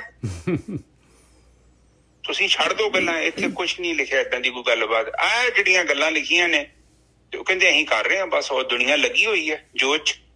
ਠੀਕ ਹੈ ਜੀ, ਪਲੀਜ਼ ਅੰਡਰਸਟੈਂਡ ਕਰੋ, ਬਾਣੀ ਜੋ ਕਹਿ ਰਹੀ ਹੈ ਸਾਨੂੰ ਸਮਝਾ ਰਹੀ ਹੈ, ਉਹਨੂੰ ਸਮਝਣਾ ਬਹੁਤ ਜ਼ਰੂਰੀ ਹੈ। ਫਿਰ ਕਹਿੰਦੇ ਜਨ ਨਾਨਕ ਨਾਮ ਸਲਾਹੇ ਤੂੰ ਜਨਮ ਮਰਨ ਦੁੱਖ ਜਾਏ। ਕਹਿੰਦੇ ਕਿ ਤੁਸੀਂ, ਮੈਂ ਆਪ ਨਾਨਕ ਸਾਹਿਬ ਆਪਣੇ, ਉਹ ਗੁਰੂ ਜੀ ਆਪਣੇ ਆਪ ਨੂੰ ਹੀ ਸਮਝਾ ਰਹੇ ਨੇ ਬਿਲਕੁਲ ਕਿ ਤੁਸੀਂ ਭਗਤੀ ਕਰੋ ਤੇ ਆਪਣਾ ਜਿਹੜਾ ਜਨਮ ਤੇ ਮਰਨ ਦਾ ਜਿਹੜਾ ਦੁੱਖ ਆ ਇਹਨੂੰ ਖਤਮ ਕਰ ਲਓ। ਦੂਜਿਆਂ ਨੂੰ ਨਾ ਦੇਖੋ ਵੀ ਦੂਜੇ ਮੰਨ ਰਹੇ ਕਿ ਨਹੀਂ ਮੰਨ ਰਹੇ ਜਾਂ ਕੀ ਹੈਗਾ, ਤੂੰ ਪਹਿਲਾਂ ਆਪਣੇ ਆਪ ਨੂੰ ਸੁਧਾਰ ਲਈਏ, ਬਾਕੀ ਬਾਅਦ ਚ ਦੇਖਿਆ ਜਾਊਗਾ। ਹਾਂ, ਕਿਉਂਕਿ ਤੇਰੀ ਸੀਟ ਬੈਲਟ ਬੰਨਣੀ ਬੜੀ ਜ਼ਰੂਰੀ ਹੈ। ਹਾਂ, ਇਹ ਨਾ ਹੋਵੇ ਕਿ ਦੂਜਿਆਂ ਦੇ ਚੱਕਰਾਂ 'ਚ ਤੇਰੀ ਆਪਣੀ ਨਾ ਵੱਜੀ ਹੋਵੇ। ਅਵਰ ਉਪਦੇਸ਼ੇ ਤੇ ਆਪ ਨਾ ਕਰੇ ਆਵਤ ਜਾਵਤ। ਹਾਂ, ਜਦ ਜਹਾਜ਼ ਨੇ ਗੁਲਾਟੀ ਖਾਧੀ ਤੇ ਆਪ ਵੀ ਜਿਹੜਾ ਹੈਗਾ ਗੁਲਾਟੀ ਖਾ ਜਾਏਗਾ ਫਿਰ। ਹਾਂ, ਉਹ ਬਾਕੀ ਇਹ ਪਤਾ ਕੀ ਹੁੰਦਾ ਕਿ ਬੰਦੇ ਦੀ ਵਿਚਾਰੇ ਦੀ ਇਹੋ ਸੋਚ ਹੁੰਦੀ ਹੈ ਕਿ ਉਹ ਵੀ ਸਹੀ ਹੋ ਜੇ, ਉਹ ਵੀ ਸਹੀ ਹੋ ਜੇ, ਪਰ ਬਾਣੀ ਕਹਿੰਦੀ ਨਹੀਂ, ਪਹਿਲਾਂ ਤੂੰ ਹੋ ਜਾ, ਦੂਸਰਿਆਂ ਨੂੰ ਬਾਅਦ ਚ ਵੇਖਿਆ ਜਾਊਗਾ। ਠੀਕ ਹੈ ਜੀ। ਤੇ ਅੱਗੇ ਚੱਲੀਏ ਨਜਰ ਸਾਹਿਬ। ਹਾਂਜੀ, ਮਹਲਾ ਚੌਥਾ, ਗੁਰ ਸਲਾਹੀ ਆਪਣਾ ਬਹੁ ਬਿਦ ਰੰਗ ਸੁਭਾਏ। ਹੁਣ ਜਿਹੜਾ ਗੁਰੂ ਨੂੰ ਸਲਾਉਣਾ ਕੀ ਹੈ ਭਾਈ, ਬ੍ਰਹਮ ਗਿਆਨੀ, ਇਹਨੂੰ ਕੀ, ਬ੍ਰਹਮ ਗਿਆਨੀ ਤਾਂ ਉਚਾਈ ਦੇ ਵਿੱਚ ਹੈ, ਉਹਨਾਂ ਨੂੰ ਆਪਾਂ ਨੇ ਕੀ ਸਲਾਉਣਾ ਹੈ ਭਾਈ, ਇਹ ਕੀ ਫਿਰ ਭੇਤ ਕੀ ਹੈਗਾ ਇਹਦਾ ਬਾਣੀ ਦਾ। ਬਹੁਬਿਧ ਰੰਗ ਸੁਭਾਏ, ਬਹੁਬਿਧ ਰੰਗੇ ਸੁਭਾਏ। ਕਹਿੰਦੇ ਭਾਈ ਮੈਂ ਗੁਰੂ ਨੂੰ ਸਲਾਉਣਾ ਕੀ ਹੈ ਵੀ ਗੁਰੂ ਤੋਂ ਗਿਆਨ ਬਹੁਤ ਬਹੁਤ ਜਿਹੜਾ ਹੈਗਾ ਚੌਕਸ ਹੋ ਕੇ ਔਰ ਪੂਰਾ ਆਪਣਾ ਜਿਹੜਾ ਹੈਗਾ ਆਪਣਾ ਭਾਂਡਾ ਖਾਲੀ ਕਰਕੇ ਬਈ ਗੁਰੂ ਦਾ ਗਿਆਨ ਸਿੱਧਾ ਦਾ ਸਿੱਧਾ ਲੈ ਲਵਾਂ। ਮੈਂ ਆਇਆ ਗੁਰੂ ਨੂੰ ਸਲਾਉਣਾ, ਗੁਰੂ ਦਾ ਗਿਆਨ ਲੈ ਲਾਂ ਤੇ ਉਹ ਕੀ ਕਰੂਗਾ, ਗੁਰੂ ਦਾ ਗਿਆਨ ਕੀ ਕਰੂਗਾ, ਗੁਰੂ ਕੀ ਕਰਦਾ, ਕਹਿੰਦੇ ਰੰਗ ਦਿੰਦਾ ਹੈ ਭਾਈ, ਬਿਲਕੁਲ ਸੋਹਣੇ ਪਰਮਾਤਮਾ ਦੇ ਰੰਗ ਦੇ ਵਿੱਚ, ਪਰਮਾਤਮਾ ਦੇ ਪਿਆਰ ਦੇ ਵਿੱਚ। ਸੂ ਪਾਏ, ਪਾਏ ਦਾ ਮਤਲਬ ਪਿਆਰ, ਸੂ ਪਾਏ ਦਾ ਮਤਲਬ ਬਹੁਤ ਹੀ ਜਿਹੜਾ ਹੈਗਾ ਸੋਹਣਾ ਪਿਆਰ। ਬਹੁਬਿਧ ਰੰਗੇ ਸੁਭਾਏ, ਬਹੁਤ ਤਰੀਕੇ ਦੇ ਨਾਲ ਰੰਗ ਦੇਗਾ ਭਾਈ ਗੁਰੂ, ਗੁਰੂ ਨੂੰ ਸਲਾਉਣਾ ਆ ਹੈਗਾ। ਗੁਰੂ ਨੇ ਪਰਮੇਸ਼ਰ ਦੇ ਨਾਲ ਪਿਆਰ ਪਾ ਦੇਣਾ, ਪਰਮੇਸ਼ਰ ਦੇ ਰੰਗ ਦੇ ਵਿੱਚ ਰੰਗ ਦੇਣਾ ਹੈ। ਸਤਿਗੁਰ ਸੇਤੀ ਮਨ ਰੱਤਾ, ਜੇ ਮਨ ਆਪਣਾ ਰੱਤਿਆ ਗਿਆ ਸਤਿਗੁਰੂ ਦੇ ਨਾਲ, ਰੱਖਿਆ ਬਣਤ ਬਣਾਏ, ਤੇ ਗੁਰੂ ਨੇ ਆਪਾਂ ਨੂੰ ਐਸਾ ਸੋਹਣਾ ਬਣਾ ਕੇ ਰੱਖ ਦੇਣਾ, ਸਵਾਰ ਕੇ ਸਜਾ ਕੇ ਰੱਖ ਦੇਣਾ ਵੀ ਮਾਲਕ ਪਰਮਾਤਮਾ ਜਿਹੜਾ ਹੈਗਾ, ਪਰਮਾਤਮਾ ਪਸੰਦ ਕਰ ਲੂਗਾ ਭਾਈ, ਐਸਾ ਭਗਤੀ ਵੱਲ ਲਾ ਦੇਣਾ ਹੈ ਗੁਰੂ ਨੇ। ਜਿਹਵਾ ਸਲਾਹੇ ਨਾ ਰੱਜਈ ਹਰ ਪ੍ਰੀਤਮ ਚਿੱਤ ਲਾਏ, ਫਿਰ ਜੀਵ ਨਹੀਂ ਰੱਜੂਗੀ ਧਿਆਨ ਸਿਮਰਨ ਕਰਕੇ, ਮਾਲਕ ਪਰਮਾਤਮਾ ਧੁਨ ਦੇ ਵਿੱਚ ਬੈਠ ਕੇ ਇਨਸਾਨ ਨਹੀਂ ਰੱਜੇਗਾ, ਫਿਰ ਬਾਰ ਬਾਰ ਜੀ ਕਰੂਗਾ ਵੀ ਬਸ ਸੁਨ ਦੇ ਵਿੱਚ ਬੈਠੀਏ, ਸੁਨ ਦੇ ਵਿੱਚ ਬੈਠੀਏ, ਪ੍ਰੀਤਮ ਨਾਲ ਚਿੱਤ ਲਾਈਏ। ਫਿਰ ਨਾਨਕ ਨਾਵੇਂ ਕੀ ਮਨੇ ਭੁੱਖ ਹੈ, ਮਨ ਤ੍ਰਿਪਤੇ ਹਰ ਰਸ ਖਾਏ। ਫਿਰ ਨਾਮ ਦੀ ਭੁੱਖ ਆ ਜਾਏਗੀ ਭਾਈ, ਮੈਂ ਵੀ ਅੰਮ੍ਰਿਤ ਰਸ ਚੱਕ ਕੇ ਦੇਖਾਂ ਹੈ ਕਿਹੜਾ ਆ, ਕਿਹੋ ਜਿਹਾ ਆ ਜਿਹਦੇ ਨਾਲ ਕਿ ਅਮਰ ਹੋ ਜਾਏਦਾ ਇਹ। ਕਹਿੰਦੇ ਮਨ ਤ੍ਰਿਪਤ ਹੋ ਜਾਏਗਾ, ਫਿਰ ਜੇ ਭੁੱਖ ਲੱਗੀ ਆ ਤੇ ਭੋਜਨ ਵੀ ਆ ਜਾਏਗਾ ਭਾਈ, ਔਰ ਭੋਜਨ ਆ ਗਿਆ ਤੇ ਤ੍ਰਿਪਤ ਹੋ ਜਾਏਗਾ ਮਨ, ਮਨ ਤ੍ਰਿਪਤੇ ਹਰ ਰਸ ਖਾਏ। ਹਾਂਜੀ ਵੀਰ ਜੀ। ਠੀਕ ਹੈ ਜੀ। ਉਹ ਕਹਿੰਦੇ ਨੇ ਪਹਿਲੀ ਤੁਕ ਚ ਵੇਖੋ ਸਾਨੂੰ ਸਮਝਾ ਰਹੇ ਨੇ, ਇੱਕ ਰੀ ਨਾ ਪਹਿਲਾਂ ਵੀ ਆਈ ਹੈ ਬਾਣੀ, ਉਦੋਂ ਕਹਿੰਦੇ ਸੀ ਕਿ ਪਤੀ ਨੂੰ ਉਹੀ ਪਤਨੀ ਚੰਗੀ ਲੱਗਦੀ ਹੈ ਜਿਹੜੀ ਮਾਂ-ਬਾਪ ਦੇ ਘਰੋਂ ਚੰਗੇ ਸੰਸਕਾਰ ਲੈ ਕੇ ਆਉਂਦੀ। ਬਿਲਕੁਲ ਠੀਕ ਹੈ, ਬਿਲਕੁਲ ਠੀਕ ਹੈ, ਬਿਲਕੁਲ। ਤੇ ਜਿਹੜੀ ਪਤਨੀ ਦੇ ਕੋਲ ਗੁਣ ਨਹੀਂ ਹੈਗਾ ਤੇ ਉਹ ਫਿਰ ਪਤੀ ਨੂੰ ਕਿੱਥੋਂ ਚੰਗੀ ਲੱਗੂ। ਹੁਣ ਆਪ ਉੱਠੀ ਹੋਵੇ ਬੇਟੈਮੇ, ਉਹ ਕਵੇ ਕਿ ਮੈਨੂੰ ਚਾਹ ਲਿਆ ਕੇ ਦੇ, ਉਹ ਵਿਚਾਰਾ ਸਾਰਾ ਦਿਨ ਕੰਮ ਕਰਕੇ ਆਵੇ ਤੇ ਉਹ ਉੱਥੇ ਮੋਬਾਇਲ ਤੇ ਲੱਗੀ ਹੋਵੇ, ਉਹ ਪਤੀ ਵਿਚਾਰਾ ਕੰਮ ਤੇ ਕਰ ਲੂ, ਐਡਜਸਟ ਤੇ ਕਰ ਲੂਗਾ, ਪਰ ਉਹ ਹੈਪੀ ਨਹੀਂ ਹੋਵੇਗਾ। ਵੀਰ ਜੀ ਉਹ ਠੀਕ ਹੈ ਪਤਨੀ, ਜੀ ਸਾਹਿਬ। ਬਿਲਕੁਲ ਉਹ ਪਤਨੀ ਜਿਹੜੀ ਹੁੰਦੀ ਹੈ, ਜਿਹੜੀ ਸਹੁਰੇ ਘਰ ਦੇ ਰੂਲਸ ਨਹੀਂ, ਸਹੁਰੇ ਘਰ ਦਾ ਨਹੀਂ ਕਿਵੇਂ ਰਹਿਣਾ ਹੈ, ਉਹ ਗੁਣ ਨਹੀਂ ਹੁੰਦੇ ਜਿਨ੍ਹਾਂ ਦੇ ਕੋਲ। ਉਹ ਜਿਹੜੀਆਂ ਹੈਗੀਆਂ ਸਹੁਰੇ ਘਰ 'ਚ ਤਾਂ ਮਹੀਨਾ ਖੰਡ 15 ਦਿਨ ਰਹਿਣਗੀਆਂ ਅਤੇ 11 ਮਹੀਨੇ ਜਿਹੜੇ ਹੈ ਆਪਣੇ ਪੇਕੇ ਰਹਿਣਗੀਆਂ, ਔਰ ਬਾਰ-ਬਾਰ ਮਾਂ ਪਿਓ ਲੈ ਛੱਡ ਕੇ ਆਉਣਗੇ, ਫਿਰ ਵਾਪਸ, ਫਿਰ ਪੰਚਾਇਤ ਜਾਊਗੀ, ਫਿਰ ਵਾਪਸ, ਐਵੇਂ ਹੀ ਚੱਲਦਾ ਰਹਿੰਦਾ। ਜੋ ਐਵੇਂ ਹੀ ਆਪਾਂ ਵੀ ਜੂਨਾਂ ਦੇ ਵਿੱਚ ਘੁੰਮਦੇ ਰਹਿੰਦੇ ਹਾਂ ਭਾਈ। ਹਾਂ, ਕਿਉਂਕਿ ਉਹ ਗੁਣ ਜਿਹੜੇ ਪ੍ਰਮਾਤਮਾ ਨੂੰ ਪਸੰਦ ਨੇ ਉਹ ਅਸੀਂ ਗ੍ਰਹਿਣ ਕਰਦੇ ਹੀ ਨਹੀਂ। ਰੰਗ ਜਿਹੜਾ ਚੜ੍ਹਨ ਦਾ ਮਤਲਬ ਹੀ ਇਹੋ ਆ, ਗੁਰ ਸਲਾਹੇ ਆਪਣਾ ਬਹੁ ਬਿਧ ਰੰਗ ਸੁਭਾਏ। ਉਹ ਕਿਉਂਕਿ ਬਹੁਤ ਤਰੀਕਿਆਂ ਦੇ ਨਾਲ ਉਹ ਰੰਗ ਚਾੜਨ ਦੀ ਕੋਸ਼ਿਸ਼ ਕਰਦੀ ਹੈ ਸੰਗਤ ਤੁਹਾਡੇ ਅੰਦਰ ਜਿਹੜਾ ਔਗਣ ਹੈ ਉਹਨੂੰ ਹਾਈਲਾਈਟ ਕਰਦੇ ਆ, ਗੁਣ ਨੂੰ ਪ੍ਰਗਟ ਕਰਦੇ ਆ। ਬਾਣੀ 'ਚ ਕੀ ਹੋ ਰਿਹਾ ਹੈ, ਇਹੋ ਕੰਮ ਚੱਲਣ ਦਿਆ। ਬਿਲਕੁਲ ਸਹੀ ਗੱਲ ਹੈ। ਇਹ ਜਿੰਨੇ ਵੀ ਗੁਰੂ ਗ੍ਰੰਥ ਸਾਹਿਬ ਜੀ ਦੀ ਬਾਣੀ ਉਚਾਰਨ ਕੀਤੀ ਆ, ਕੇਵਲ ਤੁਹਾਡੇ ਅੰਦਰ ਜਿਹੜੀ ਪ੍ਰੋਗਰਾਮਿੰਗ ਕੀਤੀ ਜਾ ਰਹੀ ਹੈ, ਔਰ ਤੁਸੀਂ ਆਪਣੇ ਜੀਵਨ 'ਚ ਕੁਝ ਸਮਾਂ ਕੱਢ ਕੇ ਇੱਥੇ ਉਹਨਾਂ ਦੀ ਸ਼ਰਨ 'ਚ ਬਹਿੰਦੇ ਆ, ਆਪਾਂ ਉਹਨਾਂ ਦੇ ਵਿਚਾਰ ਲੈਂਦੇ ਆ, ਉਹ ਸਾਡੇ ਅੰਦਰ ਬੜਾ ਗਿਆਨ ਭਰਦੇ ਨੇ। ਔਰ ਜਿਹੜੀ ਮਾੜੀ ਚੀਜ਼ ਆ ਉਹ ਕਹਿੰਦੇ ਨੂੰ ਛੱਡ ਦੇ, ਵਿਮਲ ਕੀਰਤੀ ਵਾਂਗੂ। ਜੇ ਤੁਸੀਂ ਛੱਡ ਦਈਏ ਤੇ ਬਹੁਤ ਵਧੀਆ, ਨਹੀਂ ਛੱਡ ਸਕਦੇ ਤੇ ਉਹ ਕਹਿੰਦੇ ਭਗਤੀ ਕਰੋ। ਇਹ ਤਰੀਕੇ ਨੇ। ਹੁਣ ਜਿੱਦਾਂ ਪਤਨੀ ਦੀ ਗੱਲ ਚੱਲ ਪਈ ਆ, ਵੈਸੇ ਮੈਂ ਨਾ ਕਿਤੇ ਪੜ੍ਹ ਰਿਹਾ ਸੀ, ਬੜੀ ਵਧੀਆ ਗੱਲ ਲੱਗੀ ਮੈਨੂੰ। ਕਹਿੰਦੇ ਕਿ ਕਈ ਵਾਰੀ ਜਦੋਂ ਪਤੀ ਪਤਨੀ ਇਕੱਠੇ ਰਹਿੰਦੇ ਨਾ ਤੇ ਉਹ ਚੁੱਪ ਹੋ ਜਾਂਦੇ ਵਿਚਾਰੇ, ਗੱਲਬਾਤ ਬਹੁਤ ਘੱਟ ਕਰਦੇ। ਉਹਦੇ ਪਿੱਛੇ ਕਾਰਨ ਹੁੰਦਾ, ਕਿਉਂਕਿ ਇਹ ਗੱਲ ਇੱਕਦਮ ਨਹੀਂ ਘਟ ਗਈ, ਹੌਲੀ ਹੌਲੀ ਕਰਕੇ ਘਟਦੀ ਆ। ਕਿ ਜਦੋਂ ਕੋਈ ਬੰਦਾ ਬੋਲਦਾ ਹੈ ਉਹਨਾਂ ਚੋਂ ਤੇ ਦੂਜਾ ਜਿਹੜਾ ਅਗਲਾ ਬੰਦਾ ਉਹ ਆਪਣੀ ਮਰਜ਼ੀ ਨਾਲ ਉਹਦੀ ਗੱਲ ਦਾ ਗਲਤ ਮਤਲਬ ਕੱਢ ਲੈਂਦਾ ਤੇ ਡਿਸਪਿਊਟ ਪੈਂਦਾ, ਲੜਾਈਆਂ ਝਗੜੇ ਹੁੰਦੇ ਆ। ਇਸ ਕਰਕੇ ਪਤਨੀ ਜਿਹੜੇ ਪਤੀ ਪਤਨੀ ਹੁੰਦੇ ਆ, ਹੌਲੀ ਹੌਲੀ ਕਰਕੇ ਉਹਨਾਂ ਦਾ ਰਿਸ਼ਤਾ ਜਿਹੜਾ ਨਾ ਠੰਡਾ ਪੈ ਜਾਂਦਾ, ਕੰਪਰੋਮਾਈਜ਼ ਬਣ ਜਾਂਦਾ। ਕਿਉਂਕਿ ਅਗਲਾ ਜਿਹੜਾ ਵਾ ਉਹ ਰਿਐਕਟ ਗਲਤ ਕਰਦਾ ਹੈ। ਉਹ ਸੋਚਦਾ ਨਹੀਂ ਹੈ ਕਿ ਉਹ ਇੱਕ ਦੂਜਾ ਇਨਸਾਨ ਆ, ਮੈਂ ਇੱਕ ਅਲੱਗ ਇਨਸਾਨ ਆ।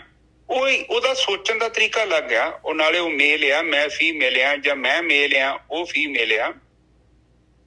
ਮਤਲਬ ਪ੍ਰੋਬਲਮ ਤੇ ਹੁੰਦੀ ਆ ਕਿ ਅਸੀਂ ਸੋਚਦੇ ਹਾਂ ਕਿ ਸਾਰੇ ਪਰਫੈਕਟ ਹੋ ਜਾਣ। ਪਰਫੈਕਟ ਤੇ ਕੋਈ ਹੈਗਾ ਨਹੀਂ।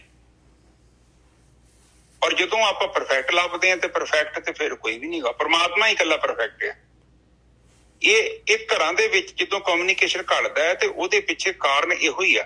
ਫਿਰ ਅਗਲਾ ਬੰਦਾ ਹੌਲੀ ਹੌਲੀ ਕਰਕੇ ਕਹਿੰਦਾ ਹੈ ਕਿ ਛੱਡੋ ਖੜਾ, ਘੱਟ ਬੋਲੋ, ਨਾ ਹੀ ਬੋਲੋ, ਤਾਂ ਜੋ ਡਿਸਪਿਊਟ ਹੀ ਨਾ ਪਵੇ, ਲੜਾਈ ਨਾ ਪਵੇ। ਇਹੋ ਹੀ ਕਾਰਨ ਹੈ।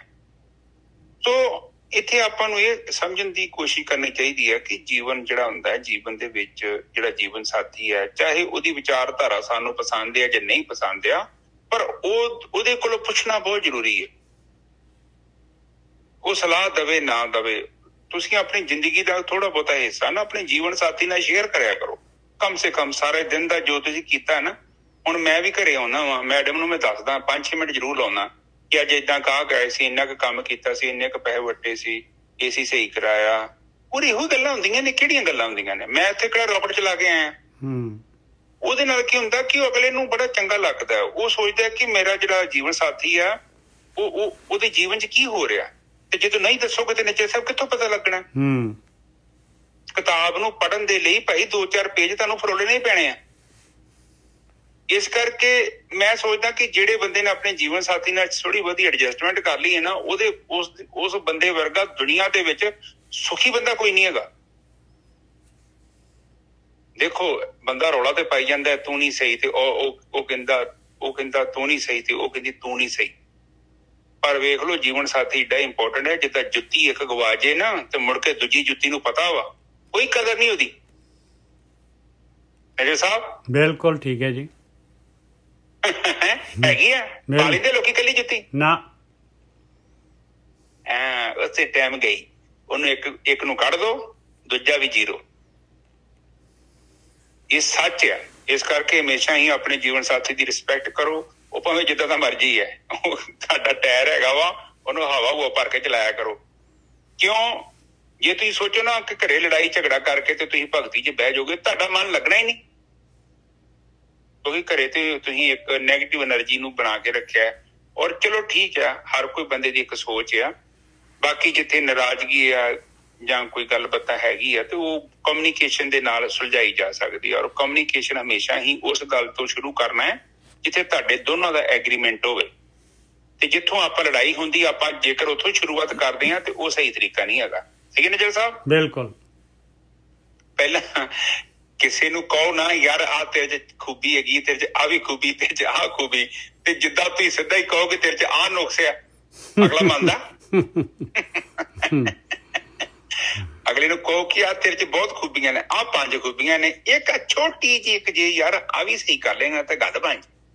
ਅਗਲਾ ਹੁਣ ਪੂਰਾ ਫਾਰਮ ਚ ਆਇਆ ਵਾ, ਹੁਣ ਅਗਲਾ ਮਨਾ ਥੋੜੀ ਕਰੂਗਾ, ਉੱਤੋਂ ਉੱਤੋਂ ਕਵੇ ਪਰ ਹਾਂ ਤੇ ਭਰੂਗਾ ਨਾ। ਤੇ ਜਦੋਂ ਤੁਸੀਂ ਕਹੋਗੇ ਤੇਰੇ ਚ ਆਹ ਨੁਕਸ ਆ, ਅਗਲਾ ਮੰਨਦਾ? ਇਸ ਕਰਕੇ ਉਹ ਥੋੜਾ ਜਿਹਾ ਮਸਾਲਾ ਲਾ ਲਿਆ ਕਰੋ। ਠੀਕ ਹੈ ਜੀ? ਬਿਲਕੁਲ। ਇਹ ਜੀਵਨ ਦੀ ਬੜੀ, ਮੈਂ ਤਾਂ ਤੁਹਾਡੇ ਨਾਲ ਥੋੜੀ ਜਿਹੀ ਗੱਲ ਕੀਤੀ ਹੈ ਕਿਉਂਕਿ ਜ਼ਿਆਦਾਤਰ ਲੋਕ ਇੱਥੇ ਉਲਝੇ ਨੇ ਤੇ ਇਹ ਬੜਾ ਇੰਪੋਰਟੈਂਟ ਆ। ਪਲੀਜ਼ ਅੰਡਰਸਟੈਂਡ ਕਰੋ। ਤੇ ਆਹ ਚੀਜ਼ ਹੈ। ਹੁਣ ਆਪਾਂ ਬਾਣੀ ਤੇ ਆ ਜਾਈਏ। ਕਹਿੰਦੇ ਗੁਰ ਸਲਾਹੀ ਆਪਣਾ ਬਹੁਵਿਧ ਰੰਗ ਭਰਮਾਏ। ਉਹ ਫਿਰ ਬੜੇ ਤਰੀਕੇ ਦੇ ਨਾਲ ਉਹ ਸਾਡੇ ਅੰਦਰ ਬੜਾ ਕੁਝ ਕਰਦੇ ਨੇ, ਉਹ ਰੰਗ ਸੁਭਾਏ। ਤੇ ਉਹ ਸਾਡੇ ਅੰਦਰ ਨਾ ਬੜਾ ਕੁਝ ਮੋਡੀਫਿਕੇਸ਼ਨ ਕਰਕੇ ਸਾਡੇ ਅੰਦਰ ਜਿਹੜੀ ਟੁੱਟ ਭੱਜ ਹੈ ਉਹਨੂੰ ਸਹੀ ਕਰਦੇ ਆ। ਕਿਉਂਕਿ ਅਸੀਂ ਜਿਹੜੇ ਰਸਤੇ ਤੇ ਜਾ ਰਹੇ ਹਾਂ ਨਾ, ਸਾਨੂੰ ਬਾਣੀ ਰੋਕਦੀ ਹੈ, ਉੱਥੋਂ ਕਨਵਿੰਸ ਕਰ ਰਹੀ ਹੈ, ਕਾਉਂਸਲਿੰਗ ਕਰਦੀ ਆ। ਕਾਉਂਸਲਿੰਗ ਦਾ ਮਤਲਬ ਕਿ ਅਸੀਂ ਜਿਹੜੀ ਡਾਇਰੈਕਸ਼ਨ ਨਾਲ ਜਾ ਰਹੇ ਹਾਂ, ਬਾਣੀ ਸਾਨੂੰ ਸਮਝਾ ਰਹੀ ਹੈ ਕਿ ਇਹ ਰਸਤੇ ਤੇ ਤੂੰ ਜੇਕਰ ਥੋੜਾ ਜਿਹਾ ਹੋਰ ਵੀ ਅੱਗੇ ਜਾਵੇਂਗਾ ਤੇ ਤੇਰੇ ਨਾਲ ਆਹ ਨੁਕਸਾਨ ਹੈ ਤੇਰਾ। ਜਿੱਦਾਂ ਕੋਈ ਗਲਤ ਰਸਤੇ ਤੇ ਮੇਰੇ ਨਾਲ ਤੁਰ ਪਏ ਤੇ ਨੇਜਰ ਸਾਹਿਬ ਕਹਿਣ ਕਿ ਚਰਨਜੀਤ ਇਹ ਰੋਡ ਜਿਹੜੀ ਏਡੀ ਵਧੀਆ ਨਹੀਂ ਹੈ, ਇੱਥੇ ਖੱਡੇ ਹੈਗੇ ਆ, ਇੱਥੇ ਤੇਰੀ ਗੱਡੀ ਦਾ ਟਾਇਰ ਖਰਾਬ ਹੋ ਜਾਊਗਾ, ਫਿਰ ਜੇ ਖਰਾਬ ਹੋ ਗਿਆ, ਪੈਂਚਰ ਹੋ ਗਿਆ, ਫਿਰ ਇਸੇ ਤੇਲ ਨਹੀਂ ਮਿਲਣਾ, ਤੈਨੂੰ ਪ੍ਰੋਬਲਮ ਹੋ ਜਾਣੀ ਆ। ਇਸੇ ਕਰਕੇ ਬਾਣੀ ਸਾਨੂੰ ਕਹਿ ਰਹੀ ਹੈ ਕਿ ਪਲੀਜ਼ ਤੁਸੀਂ ਏਦਾਂ ਦਾ ਕੰਮ ਨਾ ਕਰੋ, ਕਿਉਂਕਿ ਗੁਰੂ ਜਿਹੜੇ ਕਹਿੰਦੇ ਨੇ ਕਿ ਉਹ ਸਾਨੂੰ ਆਪਣੇ ਰੰਗ ਤੇ ਰੰਗਣਾ ਚਾਹੁੰਦੇ ਨੇ। ਤੇ ਰੰਗ ਤੇ ਉਦੋਂ ਹੀ ਚੜ੍ਹਦਾ ਵਾ ਜਦੋਂ ਆਪਾਂ ਕੱਪੜਾ ਕਿਸੇ ਲਲਾਰੀ ਨੂੰ ਦੇ ਕੇ ਆਉਂਦੇ ਆ। ਉਦਾਂ ਨਹੀਂ ਚੜ੍ਹਦਾ। ਤੁਹਾਡੇ ਘਰ ਚਾਦਰ ਪਈ ਨਾ, ਨਹੀਂ ਚੜ੍ਹਨਾ ਜੀ। ਹਾਂਜੀ ਮਿੱਤਰ ਸਾਹਿਬ? ਬਿਲਕੁਲ ਇਹੀ ਗੱਲ ਤਾਂ ਅੱਗੇ ਕਹਿ ਰਹੇ ਮਹਾਰਾਜ, ਸਤਿਗੁਰ ਸੇਤੀ ਮਨ ਰੱਤਾ। ਜਿਹਦਾ ਮਨ ਰੱਤਿਆ ਸਤਿਗੁਰੂ ਦੇ ਨਾਲ, ਜਿਹੜਾ ਰੰਗਾਉਣਾ ਚਾਹੁੰਦਾ ਆ ਤੇ ਉਹਨੇ ਰੱਖਿਆ ਬਣਤ ਬਣਾਏ, ਤਾਂ ਹੀ ਤਾਂ ਸਤਿਗੁਰੂ ਸਵਾਰ ਕੇ ਬਣਾ ਕੇ ਰੱਖੂਗਾ। ਹਾਂ, ਤੇ ਫਿਰ ਉਹ ਕਹਿੰਦੇ ਆ ਕਿ ਜਦੋਂ ਅਗਲਾ ਪਹੁੰਚ ਜਾਂਦਾ ਫਿਰ ਅਸੀਂ ਉੱਥੇ ਕਿੰਤੂ ਪ੍ਰੰਤੀ ਨਹੀਂ ਕਰਦੇ। ਅਸੀਂ ਕਹਿੰਦੇ ਕਿ ਸਾਡੀ ਆਹ ਡਿਮਾਂਡ ਆ, ਚੱਲੋ ਜੀ ਕੱਪੜਾ ਤੇ ਇਹਨੂੰ ਰੰਗ ਚਾੜ ਦੋ। ਠੀਕ ਹੈ ਜੀ?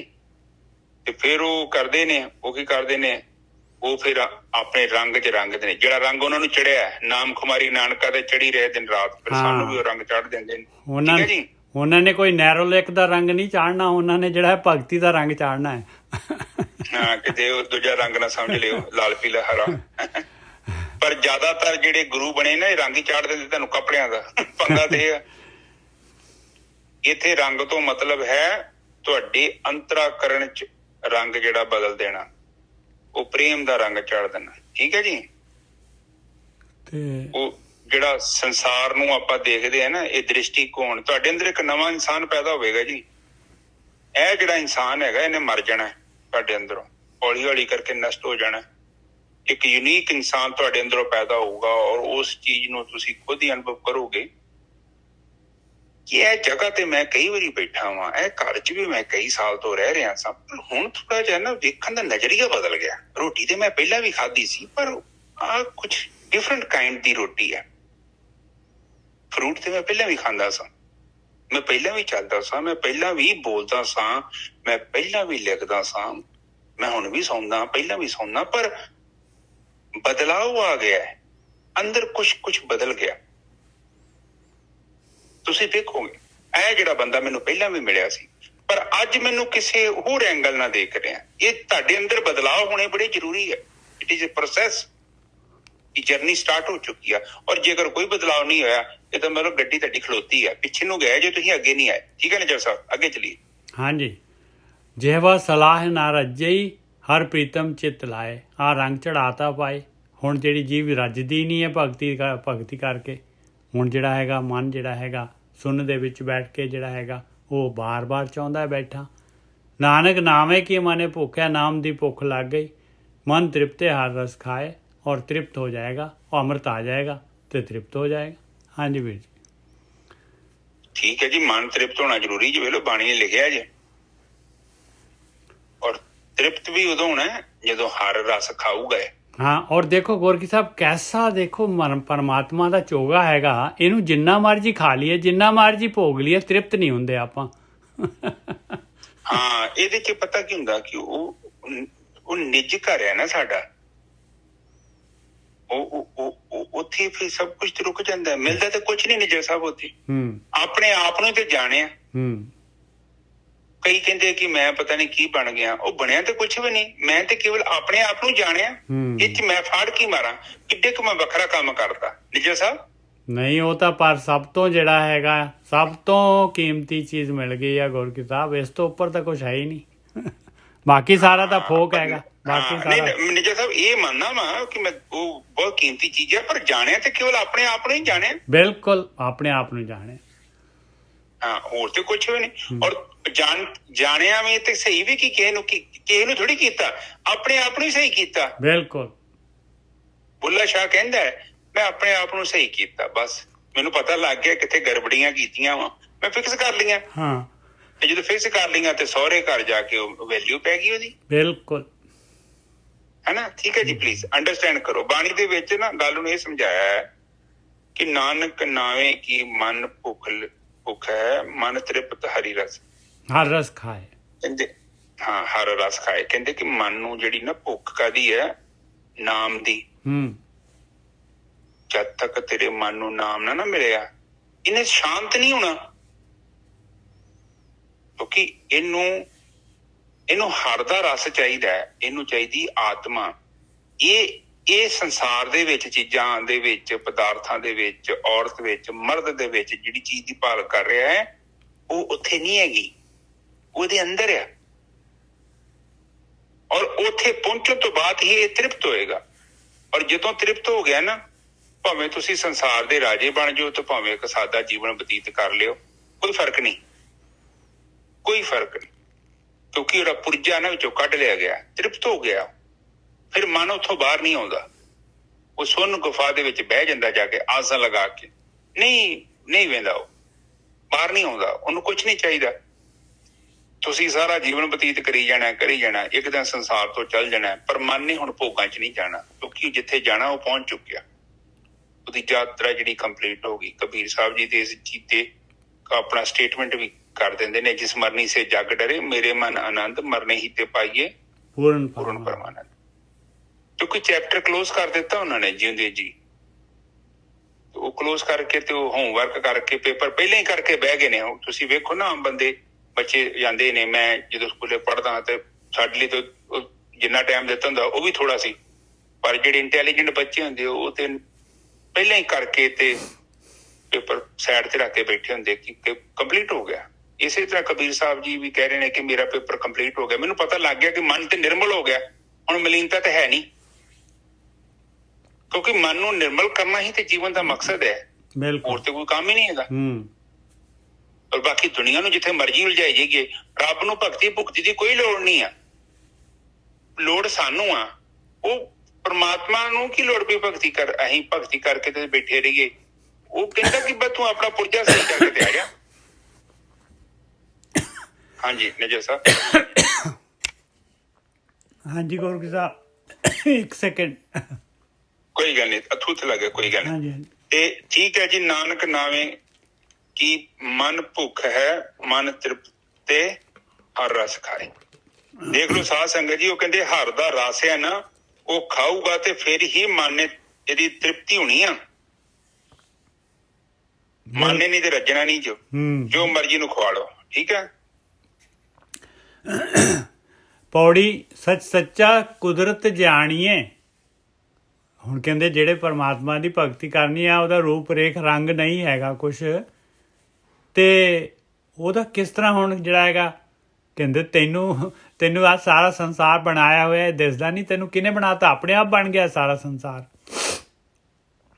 ਦਿਨ ਰਾਤੀ ਜਿਹਨੇ ਬਣਾਈਆਂ, ਦਿਨ ਰਾਤ ਐਵੇਂ ਹੋ ਜਾਂਦੇ ਆ। ਦੇਖ ਸੂਰਜ ਦੇ ਨਾਲ ਜਿਹੜੇ ਹੈਗੇ ਉਹ ਚੰਦਰਮਾ ਜਿਹੜਾ ਹੈਗਾ ਕਿਸ ਤਰ੍ਹਾਂ ਵਿਚਾਲੇ ਆ ਜਾਂਦਾ ਹੈ, ਕਿਸ ਤਰ੍ਹਾਂ ਜਿਹੜੇ ਹੈਗੇ ਦਿਨ ਰਾਤ ਹੋ ਜਾਂਦੇ ਆ। ਇਹ ਚੀਜ਼ਾਂ ਐਵੇਂ ਹੀ ਬਣ ਗਈਆਂ ਸਾਰੀਆਂ। ਕਿਸ ਤਰ੍ਹਾਂ ਸਾਰੇ ਪਲੈਨਟਸ ਮੂਵ ਕਰ ਰਹੇ ਆ, ਬਿਲਕੁਲ ਫਰੈਕਸ਼ਨ ਆਫ ਸੈਕਿੰਡ ਵੀ ਜਿਹੜਾ ਹੈਗਾ ਉਹਨਾਂ ਦੀ ਗਤੀ ਦੇ ਵਿੱਚ ਕੋਈ ਚੇਂਜ ਨਹੀਂ ਆਉਂਦਾ। ਤੇ ਇੰਨਾ ਮੈਟਰ ਕਿੱਥੋਂ ਆ ਗਿਆ, ਇੰਨਾ ਸਾਰਾ ਦਾ ਸਾਰਾ? ਸੱਚ ਸੱਚਾ ਕੁਦਰਤੇ ਜਾਣੀਏ। ਉਹ ਸੱਚ, ਉਹ ਸੱਚਾ, ਉਹਦੀ ਕੁਦਰਤ ਤੋਂ ਜਾਣਿਆ ਜਾਂਦਾ ਹੈ ਭਾਈ। ਦਿਨ ਰਾਤੀ ਜਿਹਨੇ ਬਣਾਈਆਂ, ਸੋ ਸੱਚ ਸਾਲਾਹੀ ਸਦਾ ਸਦਾ, ਸੱਚ ਸੱਚੇ ਕੀਆਂ ਵਡਿਆਈਆਂ। ਉਸ ਨੂੰ ਸਲਾਉਣਾ ਹੈ ਹਮੇਸ਼ਾ, ਮਾਲਕ ਨੂੰ ਉਹਦਾ ਧਿਆਨ ਕਰਨਾ ਹੈ, ਮਾਇਆ ਦਾ ਧਿਆਨ, ਉਹਦੀ ਕੁਦਰਤ ਦਾ ਧਿਆਨ ਨਹੀਂ ਕਰਨਾ ਪਾਏ। ਕੁਦਰਤ ਦੇ ਵਿੱਚੋਂ ਕਾਦਰ ਨੂੰ ਦੇਖਣਾ ਹੈ ਆਪਾਂ ਨੇ। ਆਇਆ ਸੱਚੇ ਦੀਆਂ ਵਡਿਆਈਆਂ, ਸਲਾਹੀ ਸੱਚ, ਕਹਿੰਦੇ ਉਹੀ ਹੈ ਸੱਚ ਹਮੇਸ਼ਾ ਰਹਿਣ ਵਾਲਾ, ਉਸੇ ਨੂੰ ਸਲਾਹ ਸੱਚ, ਉਸੇ ਨੂੰ ਮਾਲਕ ਪਰਮਾਤਮਾ ਨੂੰ ਜਿਹੜਾ ਹੈਗਾ ਉਸੇ ਦੀ ਭਗਤੀ ਕਰ, ਉਹੀ ਸਲਾਉਣ ਯੋਗ ਹੈ ਕਿਉਂਕਿ ਉਹ ਸੱਚ ਹੈਗਾ। ਸੱਚ ਕੀਮਤ ਕਿਨੇ ਨਾ ਪਾਈ ਆ, ਪਰ ਕੋਈ ਇਨਸਾਨ ਜਿਹੜਾ ਹੈਗਾ ਇਸ ਦੀ ਕੀਮਤ ਨਹੀਂ ਪਾਉਂਦਾ ਪਾਏ। ਸਾਰੇ ਜਿਹੜੇ ਹੈਗੇ ਕੱਚ ਨੂੰ ਸਲਾਉਂਦੇ ਆ, ਕੱਚ ਦੇ ਉੱਤੇ ਹੀ ਜਿਹੜਾ ਜਨਮ ਗਵਾ ਦਿੰਦੇ ਆ। ਹੀਰੇ ਜੈਸਾ ਜਨਮ ਹੈ ਕੌਡੀ ਬਦਲੇ ਜਾਏ, ਉਹ ਤਾਂ ਕੋਈ ਕੀਮਤ ਸਮਝਦਾ ਹੀ ਨਹੀਂ ਹੈ ਭਾਈ। ਇਹ ਭਗਤੀ ਦੀ ਕੋਈ ਕੀਮਤ ਨਹੀਂ ਸਮਝਦਾ, ਕਹਿੰਦੇ ਇਹ ਤਾਂ ਐਵੇਂ ਹੀ ਹੈ ਜੀ, ਵੇਲਣਾ ਦਾ ਕੰਮ ਹੈਗਾ। ਜਾਂ ਮਿਲਿਆ ਪੂਰਾ ਸਤਿਗੁਰੂ ਤਾਂ ਹਾਜ਼ਰ ਨਦਰੀ ਆਈਆਂ। ਜਦ ਜਿਹੜਾ ਹੈਗਾ ਪੂਰੇ ਗੁਰੂ ਗਾਈਡ ਮਿਲਦੇ ਆ ਤੇ ਉਹ ਜਿਹੜੇ ਹੈਗੇ ਭਾਈ ਆ ਸੱਚ ਨੂੰ ਜਿਹੜਾ ਹੈਗਾ ਪ੍ਰਗਟ ਕਰਦੇ ਆ, ਆਪਾਂ ਨੂੰ ਜਿਹੜੇ ਹੈਗੇ ਦੱਸਦੇ ਆ ਭਾਈ ਪਿਆਰਿਆ ਤੂੰ ਜਿਹੜਾ ਕਰ ਕੀ ਰਿਹਾ ਹੈ, ਤੂੰ ਜਿਹੜਾ ਹੈਗਾ ਤੂੰ ਲੈ ਕੀ ਚੀਜ਼ ਰਿਹਾ, ਤੂੰ ਇਕੱਠੀ ਕੀ ਕਰ ਰਿਹਾ, ਤੂੰ ਤਾਂ ਸੁਆਹ ਕੇ ਇਕੱਠੀ ਕਰ ਰਿਹਾ, ਇਹ ਤਾਂ ਇੱਥੇ ਦੀ ਇੱਥੇ ਰਹਿ ਜਾਣੀ ਹੈ। ਜਿਹੜੀ ਚੀਜ਼ ਅਸਲੀ ਹੈ, ਹੀਰਾ ਅਸਲੀ, ਉਹ ਤਾਂ ਤੂੰ ਤੈਨੂੰ ਪਤਾ ਹੀ ਨਹੀਂ, ਤੇਰੇ ਅੰਦਰ ਹੀ ਪਿਆ ਹੋਇਆ ਨਾਮ ਰੂਪੀ ਹੀਰਾ, ਉਧਰ ਨੂੰ ਤਾਂ ਤੇਰਾ ਧਿਆਨ ਹੀ ਨਹੀਂ ਹੈ। ਆਹ ਜਿਹੜੀ ਹੈਗੀ ਹਾਜ਼ਰ ਨਜ਼ਰੀ ਆਉਂਦੀਆਂ ਹੈ ਭਾਈ, ਆਹ ਸੱਚ ਦਾ ਸੱਚ ਤੇ ਝੂਠ ਦਾ ਝੂਠ, ਆਇਆ ਗੁਰੂ ਦਾ ਕੰਮ, ਬ੍ਰਹਮ ਗਿਆਨੀਆਂ ਦਾ ਕੰਮ। ਜਾਂ ਮਿਲਿਆ ਪੂਰਾ ਸਤਿਗੁਰੂ, ਪੂਰਾ ਲਿਖਿਆ ਆ, ਨਹੀਂ ਤਾਂ ਸਤਿਗੁਰੂ ਹੀ ਲਿਖ ਦਿੰਦੇ ਮਹਾਰਾਜ।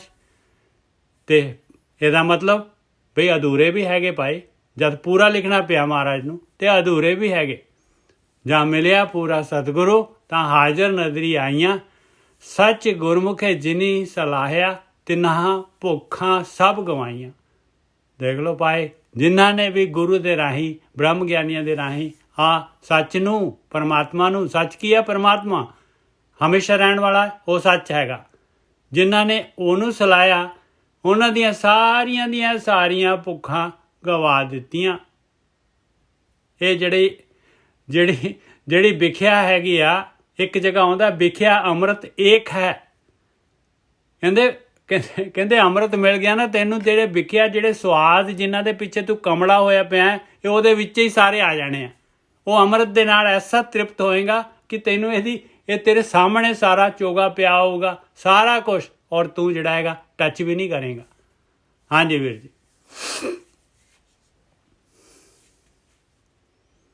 ਹਾਂਜੀ ਠੀਕ ਹੈ। ਸਾਧ ਸੰਗਤ ਜੀ ਦੇਖ ਲਓ, ਪਹਿਲੀ ਤੁਕ ਚ ਉਹਨਾਂ ਨੇ ਸਾਨੂੰ ਸਮਝਾਉਣਾ ਕੀਤਾ, ਕਹਿੰਦੇ ਸੱਚ ਕੁਦਰਤ ਜਾਣੀਏ, ਦਿਨ ਰਾਤ ਦਿਨ ਜਿਹਨੇ ਬਣਾਇਆ ਕਿ ਦਿਨ ਤੇ ਰਾਤ ਵਰਗੇ ਜਿਹੜੇ ਬੜੇ ਵੱਡੇ ਮਤਲਬ ਬਣਾਏ ਨੇ, ਉਹ ਕਿੰਨੇ ਬਣਾਏ ਆ? ਨਾ ਤੇ ਅਸੀਂ ਬਣਾਏ, ਨਾ ਤੁਸੀਂ ਬਣਾਏ। ਇਹ ਤੇ ਵਿਚਾਰ ਕਰਨ ਦੀ ਲੋੜ ਹੈ ਨਾ। ਬਿਲਕੁਲ। ਪਾਣੀ ਚ ਤੁਹਾਨੂੰ ਇਹ ਨਹੀਂ ਕਹਿੰਦੇ ਕਿ ਰੱਬ ਤੇ ਸਿੱਧਾ ਵਿਸ਼ਵਾਸ ਕਰੋ, ਉਹ ਦੱਸਣ ਦੇ ਕਿ ਇਹ ਕਿੰਨੇ ਬਣਾਇਆ ਵਾ। ਤੇਰੀਆਂ ਅੱਖਾਂ ਦੇ ਵਿੱਚ ਚਮਕ ਲਿਆਉਣ ਦੀ ਕੋਸ਼ਿਸ਼ ਕੀਤੀ ਜਾ ਰਹੀ ਆ, ਬਾਣੀ ਆਪਣੇ ਰਾਹੀਂ ਲਿਆਉਂਦੀ ਆ ਕਿ ਤੂੰ ਇਹ ਸੋਚ ਕਿ ਦਿਨ ਰਾਤ ਕਿੰਨੇ ਬਣਾਏ ਆ। ਔਰ ਗੋਰਖੀ ਸਾਹਿਬ, ਮੈਂ ਤਾਂ ਹੈਰਾਨ ਹੋ ਜਾਣਾ ਹੈ ਬਈ ਇੰਨਾ ਮੈਟਰ ਜਿਹੜਾ ਹੈਗਾ ਮਾਲਕ ਲਿਆ ਰਿਹਾ, ਔਰ ਇਹ ਮੈਟਰ ਜਿਹੜਾ ਹੈਗਾ ਸੱਚ ਨਹੀਂ ਹੈਗਾ। ਇਹ ਮੈਟਰ ਸੱਚ ਨਹੀਂ ਹੈ। ਕਮਾਲ ਦੀ ਗੱਲ ਆ। ਦੇਖੋ ਮਾਇਆ ਕਿ ਨਿਜਰ ਸਾਹਿਬ, ਤੁਸੀਂ ਅੱਖਾਂ ਬੰਦ ਕਰਕੇ ਕੰਧ ਤੇ ਹੱਥ ਫੇਰੋ, ਕੰਧ ਹੈ ਹੀ ਨਹੀਂ ਉੱਥੇ। ਆਪ ਦੇਖ ਲਓ, ਜਾਓ ਸਾਧ ਸੰਗਤ ਜੀ, ਕੰਧ ਫੇਰ ਲਓ, ਆਪਣੇ ਹੱਥਾਂ ਨੂੰ ਬਾਹਾਂ ਨੂੰ ਫੜ ਕੇ ਵੇਖੋ, ਅੱਖਾਂ ਬੰਦ ਕਰਕੇ, ਉੱਥੇ ਕੁਛ ਹੈ ਹੀ ਨਹੀਂ। ਇੱਕ ਮਾਇਆ ਹੈ ਔਰ ਏਡੀ ਪਾਵਰਫੁਲ ਮਾਇਆ ਹੈ, ਇਹ ਮਤਲਬ ਸਭ ਸੱਚ ਹੈ। ਮਾਇਆ ਮਤਲਬ ਇਹ ਮਤਲਬ ਇਹ ਯਥਾਰਥ ਸੱਚ ਨਹੀਂ ਹੈ। ਇਹ ਕਿਸੇ ਹੋਰ ਚੀਜ਼ ਚੋਂ ਆਈ ਆ, ਉਹ ਬ੍ਰਹਮ ਚੋਂ ਆਈ ਆ, ਉਹਦੇ ਅੰਦਰ ਹੈ ਸਾਰਾ ਕੁਛ, ਓਰੀਜਨਲ ਪਿੱਛੇ ਇਹਦੇ। ਠੀਕ ਹੈ, ਜਿਹੜਾ ਇਹਨੂੰ ਸਪੋਰਟ ਕਰ ਰਿਹਾ। ਠੀਕ ਹੈ ਜੀ। ਫਿਰ ਅਗਲੀ ਤੋਂ ਬੋਲੋ, ਸੋ ਸੱਚ ਸਲਾਹੀ ਸਦਾ ਸਦਾ, ਕਹਿੰਦੇ ਹਮੇਸ਼ਾ ਹੀ ਮੈਂ ਤਾਂ ਭਾਈ ਉਸ ਮਾਲਕ ਨੂੰ ਸਲਾਉਂਦੇ ਰਵਾਂ, ਸੱਚ ਨੂੰ। ਸੱਚ ਸੱਚੇ ਕੀਆਂ ਵਡਿਆਈਆਂ, ਆਹੀ ਆ ਸੱਚ ਸੱਚੇ ਦੀਆਂ ਵਡਿਆਈਆਂ ਭਾਈ। ਉਹ ਕਿਹੜਾ ਦਿਖਦਾ ਹੈ ਸੱਚਾ। ਹਾਂਜੀ ਵੀਰ ਜੀ। ਠੀਕ ਹੈ ਜੀ। ਉਹ ਕਹਿੰਦੇ ਮੈਂ ਉਹਦੀ ਵਡਿਆਈ ਕਰਦਾ। ਵਡਿਆਈ ਤੇ ਦੀ ਵੇਖੋ, ਤੁਸੀਂ ਵਡਿਆਈ ਕਰਨ ਦੇ ਲਈ ਹੁਣ ਪ੍ਰਮਾਤਮਾ ਤੇ ਤੁਹਾਨੂੰ ਲੱਭਣਾ ਨਹੀਂ, ਵਡਿਆਈ ਕਿੱਥੋਂ ਕਰੋਗੇ ਉਹਦੀ? ਮਾਇਆ ਦੀ ਵਡਿਆਈ ਕਰਨੀ, ਮਾਇਆ ਦੀ ਵਡਿਆਈ ਕਰਨੀ ਬੰਦ ਕਰ ਦੀ। ਉਹਦੀਆਂ ਚੀਜ਼ਾਂ ਦੀ ਵਡਿਆਈ ਕਰਨੀ ਪਊਗੀ। ਹੁਣ ਜਿੱਦਾਂ ਇੱਕ ਆਪਾਂ ਲੇਡੀਜ਼ ਨੂੰ ਕਹਿੰਦੇ ਆ ਨਾ ਕਿ ਯਾਰ ਰੋਟੀ ਬਹੁਤ ਵਧੀਆ ਬਣਾਈ ਆ, ਅਸਲ ਚ ਰੋਟੀ ਦੀ ਤਾਰੀਫ ਨਹੀਂ ਆ, ਉਹ ਜਿੰਨੇ ਬਣਾਈ ਆਪਾਂ ਉਹਦੀ ਤਾਰੀਫ ਕਰ ਰਹੇ ਆ। ਆਪਾਂ ਕਹਿੰਦੇ ਨੇ ਹੁਣ ਦਰਜੀ ਦੀ ਤਾਰੀਫ ਕੀ ਕਰੋਗੇ? ਦਰਜੀ ਬੜਾ ਵਧੀਆ। ਦਰਜੀ ਤਾਂ ਹੀ ਵਧੀਆ ਹੈ ਜੋ ਕੱਪੜੇ ਵਧੀਆ ਸੀਂਦਾ। ਆਪਾਂ ਕਹਿੰਦੇ ਕੱਪੜੇ ਬਹੁਤ ਵਧੀਆ ਸੀਤੇ। ਉਹ ਦਰਜੀ ਨੂੰ ਉਹਦੀ ਮਿਲਦੀ ਪਈ ਹੈ, ਉਹਦਾ ਕ੍ਰੀਏਟ ਜਿਹੜਾ ਨਾ, ਉਹਦੀ ਸੋਭਾ ਦਰਜੀ ਨੂੰ ਮਿਲਦੀ ਹੈ। ਜਿੰਨੇ ਕ੍ਰੈਡਿਟ। ਹਾਂਜੀ, ਕ੍ਰੈਡਿਟ। ਹਾਂ, ਹੁਣ ਕ੍ਰੈਡਿਟ ਹੈ ਜਿਹੜਾ ਹੈ ਉਹ ਦਰਜੀ ਨੂੰ ਮਿਲਦਾ। ਹੁਣ ਇੱਕ ਔਰਤ ਆ ਤੇ ਆਪਾਂ ਨੂੰ ਕਹਿ ਦਈਏ ਕਿ ਤੇਰੇ ਚ ਗੁਣ ਹੈਗੇ, ਜਾਂ ਮਤਲਬ ਕੋਈ ਉਹਦੀ ਉਹ ਗੁਣੀ ਦੀ ਤਾਰੀਫ ਹੋ ਰਹੀ ਹੈ, ਗੁਣ ਦੀ ਤਾਰੀਫ ਥੋੜੀ ਹੈ। ਪਰ ਤਾਰੀਫ ਕਰਨ ਦਾ ਤਰੀਕਾ ਤੇ ਇਹੋ ਹੀ ਆ ਕਿ ਉਹ ਹੁਣ ਇੱਕ ਇੰਜੀਨੀਅਰ ਹੈ, ਆਰਕੀਟੈਕਟ ਹੈ, ਉਹਨੇ ਮਕਾਨ ਬਣਾਇਆ ਜਾਂ ਕੋਈ ਮਸ਼ੀਨ ਬਣਾਈ ਹੈ, ਆਪਾਂ ਉਹਦੀ ਮਸ਼ੀਨ ਦੀ ਤਾਰੀਫ ਕਰਦੇ ਹਾਂ। ਉਹ ਅਸਲ ਚ ਤਾਰੀਫ ਉਸ ਬੰਦੇ ਦੀ ਹੋ ਰਹੀ ਹੈ ਜਿਹਨੇ ਉਹਨੂੰ ਬਣਾਇਆ। ਠੀਕ ਹੈ ਜੀ, ਬਿਲਕੁਲ। ਇਸੇ ਹੀ ਤਰ੍ਹਾਂ ਪ੍ਰਮਾਤਮਾ ਦੀ ਤਾਰੀਫ ਜੇਕਰ ਕਰਨੀ ਹੈ ਤੇ ਤੁਸੀਂ ਜੋ ਮਰਜ਼ੀ ਕਰੀ ਜਾਓ, ਉਹਦੀ ਤਾਰੀਫ ਤੇ ਕੀਤਿਆਂ ਮਤਲਬ ਤੁਸੀਂ ਉਹਦੇ ਕਰੀਬ ਜਾਓਗੇ, ਤੁਹਾਨੂੰ ਫਾਇਦਾ ਹੀ ਹੋਊਗਾ, ਨੁਕਸਾਨ ਨਹੀਂ ਹੋਏਗਾ। ਠੀਕ ਹੈ ਜੀ। ਤੇ ਹਾਂਜੀ ਨਿਜਰ ਸਾਹਿਬ। ਸਲਾਹ ਹੀ ਸੱਚ ਕਹਿੰਦੇ, ਮੈਂ ਸੱਚ ਨੂੰ ਸਲਾਹਾਂ ਪਾਈ। ਸਲਾਹ ਸੱਚ ਕਹਿੰਦੇ, ਉਹਨੂੰ ਸਲਾਉਣਾ ਜਿਹੜਾ ਹੈਗਾ, ਇਸ ਜਿਹੜਾ ਮੈਂ ਸਲਾਹ ਰਿਹਾ ਨਾ, ਜੋ ਆਪਾਂ ਭਗਤੀ ਕਰ ਰਹੇ ਹਾਂ, ਇਹ ਵੀ ਸੱਚ ਹੈ ਭਾਈ। ਇਹ ਭਗਤੀ ਇਹੀ ਸੱਚ ਹੈਗੀ। ਭਗਤੀ ਇਹੀ ਸੱਚ ਦੇ ਨਾਲ ਆਪਾਂ ਨੂੰ ਸੱਚਾ ਕਰ ਸਕਦੀ ਹੈ, ਇਹੀ ਝੂਠ ਆਪਣੇ ਤੋਂ ਕੱਢ ਸਕਦੀ ਹੈ। ਇਸ ਕਰਕੇ ਇਹ ਸਲਾਹ ਸੱਚ ਹੈਗੀ। ਦੇਖੋ, ਸਲਾਹ ਹੀ ਸੱਚ ਕਹਿੰਦੇ, ਮੈਂ ਸੱਚ ਨੂੰ ਸਲਾਹਾਂ। ਫਿਰ ਕਹਿੰਦੇ ਸਲਾਹ ਸੱਚ ਕਹਿੰਦੇ, ਇਹ ਸਲਾਹ ਹੀ ਸੱਚ ਹੈ ਪਿਆਰਿਆ, ਇਹ ਵੀ ਸਲਾਹ ਵੀ ਸੱਚ ਹੈ ਤੇਰੀ। ਸੱਚ ਕੀਮਤ ਕਿੰਨੇ ਨਾ ਪਾਏ। ਇਹ ਸੱਚ ਦੀ ਕੀਮਤ ਕੋਈ ਨਹੀਂ ਜਾਣਦਾ ਭਾਈ, ਕਿਸੇ ਨੂੰ ਨਹੀਂ ਪਤਾ, ਕੋਈ ਮੰਨਦਾ ਹੀ ਨਹੀਂ ਹੈ। ਭਗਤ ਕਹਿੰਦਾ ਇਹ ਕਾਹਦੀ ਐਵੇਂ ਫਾਲਤੂ ਜਿਹਾ ਕੰਮ ਹੈ, ਕੀ ਫਾਇਦਾ ਇਹਦਾ। ਹਾਂਜੀ ਵੀਰ ਜੀ, ਲਿਆਓ ਤਾਸ਼ ਖੇਡੀਏ। ਹਾਂ, ਬਹੁਤ ਔਖਾ ਜੀ। ਹੁਣ ਜਿਨ੍ਹਾਂ ਨੂੰ ਸੁੱਖ ਜਿਹੜਾ ਮਿਲਿਆ ਹੈ, ਪਦਾਰਥਾਂ ਦਾ ਸੁੱਖ ਹੈ, ਉਹਨੂੰ ਤੇ ਪਦਾਰਥਾਂ 'ਚ ਹੀ ਸੁੱਖ ਲੱਭਣਾ ਹੈ ਨਾ। ਹੁਣ ਆਤਮਾ ਦੀ ਬਾਰੇ ਗੱਲ ਕਰੀਏ, ਉਹਨੂੰ ਵਿਚਾਰੇ ਨੂੰ ਕਿੱਥੋਂ ਪਤਾ ਲੱਗਣਾ? ਕਿਉਂਕਿ ਉੱਥੇ ਪਹੁੰਚਣ ਦੇ ਲਈ ਥੋੜੀ ਇਨਵੈਸਟਮੈਂਟ 'ਚ ਮਿਹਨਤ ਕਰਨੀ ਪੈਣੀ ਆ। ਫਿਰ ਇੱਕ ਸਮਾਂ ਆਊਗਾ ਸਭ ਤੋਂ ਜ਼ਿਆਦਾ ਸੁੱਖ ਜਿਹੜਾ ਹੈ ਤੁਹਾਨੂੰ ਆਤਮਾ 'ਚ ਹੀ ਮਿਲਣਾ ਹੈ। ਉਹ ਤੇ ਕਿਸੇ ਚੀਜ਼ 'ਚ ਸੁੱਖ ਹੈਗਾ ਹੀ ਨਹੀਂ, ਉਹ ਟੈਂਪਰੇਰੀ ਹੈ। ਠੀਕ ਹੈ ਜੀ। ਹਾਂਜੀ ਨਿਜਰ ਸਾਹਿਬ। ਜਾਂ ਮਿਲਿਆ ਪੂਰਾ ਸਤਿਗੁਰੂ ਤਾਂ ਹਾਜ਼ਰ ਨਜ਼ਰੀ ਆਈਆਂ। ਬਸ ਹਾਂ ਦੇਖੋ, ਤਾਂ ਪਤਾ ਲੱਗਦਾ ਹੈ ਭਾਈ ਇਹ ਜਿਹੜਾ ਹੈਗਾ ਸਲਾਉਣ ਦੀ ਕੀਮਤ, ਵਡਿਆਈ ਜਿਹੜੀ ਹੈਗੀ ਮਾਲਕ ਨੂੰ, ਸੱਚ ਨੂੰ ਸਲਾਉਣ ਦੀ। ਤਾਂ ਹਾਜ਼ਰ ਨਜ਼ਰੀ ਆਈਆਂ, ਬਿਲਕੁਲ ਹਾਜ਼ਰ ਆ ਗਈਆਂ ਬਈ। ਬਿਲਕੁਲ ਇਹ ਤਾਂ ਪ੍ਰਤੱਖ ਦਿਸ ਪ੍ਰੈਕਟੀਕਲ ਹੋਣ ਲੱਗ ਪੈਂਦਾ। ਜਦ ਪ੍ਰੈਕਟੀਕਲ ਕੀਤਾ ਤੇ ਬੰਦੇ ਨੂੰ ਜਿਹੜਾ ਹੈਗਾ ਉਹਦਾ ਜਿਹੜਾ ਰਿਜ਼ਲਟ ਆਉਣਾ ਸ਼ੁਰੂ ਹੋ ਜਾਂਦਾ। ਹਾਂਜੀ ਵੀਰ ਜੀ, ਬਿਲਕੁਲ ਠੀਕ ਹੈ ਜੀ। ਪਹਿਲਾਂ ਤੇ ਲੱਗਦਾ ਕਿ ਗੱਪਾਂ ਨੇ, ਫਿਰ ਜਦੋਂ ਤੁਸੀਂ ਉਸ ਦਿਸ਼ਾ ਦੇ ਵੱਲ ਜਾਂਦੇ ਜੋ ਤੇ ਇੱਕ ਇੱਕ ਲਫ਼ਜ਼ ਜਿਹੜਾ ਹੈ ਸੱਚ ਹੋ ਜਾਂਦਾ, ਉਹ ਫਿਰ ਸੱਚ ਹੋ ਜਾਂਦਾ। ਫਿਰ ਉਹ ਜਿਹੜੀਆਂ ਗੱਲਾਂ ਤੁਹਾਨੂੰ ਅੱਜ ਕਥਾ 'ਚ ਕਹੀਆਂ ਨੇ ਕਿ ਤੁਹਾਡੀ ਸੋਚ ਬਦਲ ਜਾਣੀ ਹੈ, ਤੁਸੀਂ ਬਦਲ ਜਾਣਾ। ਉਸੇ ਰਸਤੇ 'ਚ ਤੁਸੀਂ ਪਤਾ ਨਹੀਂ ਹਜ਼ਾਰਾਂ ਵਾਰੀ ਲੰਘੇ ਜੋ, ਹੁਣ ਤੁਸੀਂ ਲੰਘੋਗੇ ਤੇ ਤੁਹਾਡੀ ਸੋਚ ਹੀ ਵੱਖਰੀ ਹੋ ਗਈ। ਆਹ ਚੀਜ਼ਾਂ ਤੇ ਮੈਂ ਕਿਤੇ ਵੇਖੀ। ਬਿਲਕੁਲ। ਹੁਣ ਕਿਥੋਂ ਦਿਖਣ ਡੈ ਪਈਆਂ? ਜਿਹੜਾ ਤੁਹਾਡਾ ਜੀਵਨ ਸਾਥੀ ਹੈ ਨਾ, ਤੁਸੀਂ ਉਹਨੂੰ ਕਿਤੇ ਵੇਖਿਆ ਨਹੀਂ ਵਿਚਾਰੇ ਨੂੰ। ਉਹਦੀਆਂ ਅੱਖਾਂ ਵੇਖੋ, ਉਹਦਾ ਚਿਹਰੇ ਤੇ ਵੇਖੋ, ਕਿੱਦਾਂ ਬਦਲ ਗਿਆ ਉਹ। ਔਰ ਕਿਦੋਂ ਵੇਖਣਾ ਹੈ ਤੁਸੀਂ? ਆਪਾਂ ਤੇ ਬੇਹੋਸ਼ ਹਾਂ। ਨਾਨਕ ਪਾਤਸ਼ਾਹ ਦੇ ਕਹਿੰਦੇ ਨੇ, ਜੋ ਜੋ ਦਿਸੇ ਸੋ ਰੋਗੀ।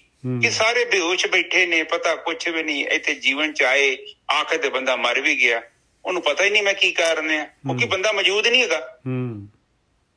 ਬੰਦਾ ਤੇ ਵਿਚਾਰਾਂ 'ਚ ਬੈਠਾ, ਪਤਾ ਨਹੀਂ ਕਿੱਥੇ ਤੁਰਿਆ ਫਿਰਦਾ। ਔਰ ਏਦਾਂ ਹੀ ਜੀਵਨ ਬਤੀਤ ਕਰਦਾ। ਰੋਟੀ ਖਾਂਦਾ ਉੱਥੇ ਵੀ ਨਹੀਂ ਹੈਗਾ, ਨਹਾਉਂਦਾ ਉੱਥੇ ਵੀ ਨਹੀਂ ਹੈਗਾ, ਗੱਲਾਂ ਕਰਦਾ ਉੱਥੇ ਵੀ ਨਹੀਂ ਹੈਗਾ, ਪਾਠ ਪੜ੍ਹਦਾ ਉੱਥੇ ਨਹੀਂ ਹੈਗਾ, ਗੁਰਦੁਆਰੇ ਗਿਆ ਉੱਥੇ ਨਹੀਂ ਹੈਗਾ। ਤੇ ਹੈ ਕਿੱਥੇ ਆ? ਪਤਾ ਨਹੀਂ ਕਿੱਥੇ। ਔਰ ਇਸੇ ਤਰ੍ਹਾਂ ਇਨਸਾਨ ਆਪਣਾ ਜੀਵਨ ਬਤੀਤ ਕਰਦਾ ਹੈ ਔਰ ਜੀਵਨ ਤੋਂ ਫਿਰ ਉਹ ਚਲਾ ਜਾਂਦਾ ਹੈ।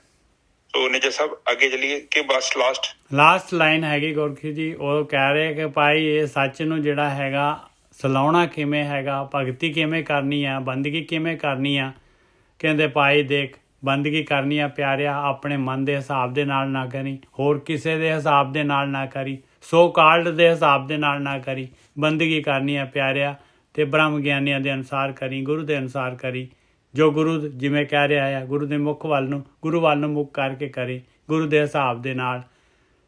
ਸੱਚ ਗੁਰਮੁਖੇ ਜਿਨੀ ਸਲਾਹਿਆ ਤਿਨ੍ਹਾਂ ਭੁੱਖਾਂ ਸਭ ਗਵਾਈਆਂ, ਤੇ ਰਿਜ਼ਲਟ तेरे सामने आ जाएगा भाई, तेरा सेटिस्फाई हो जाएगा, संतोख आ जाएगा और तेरे अंदर राज्य आ जाएगा भाई।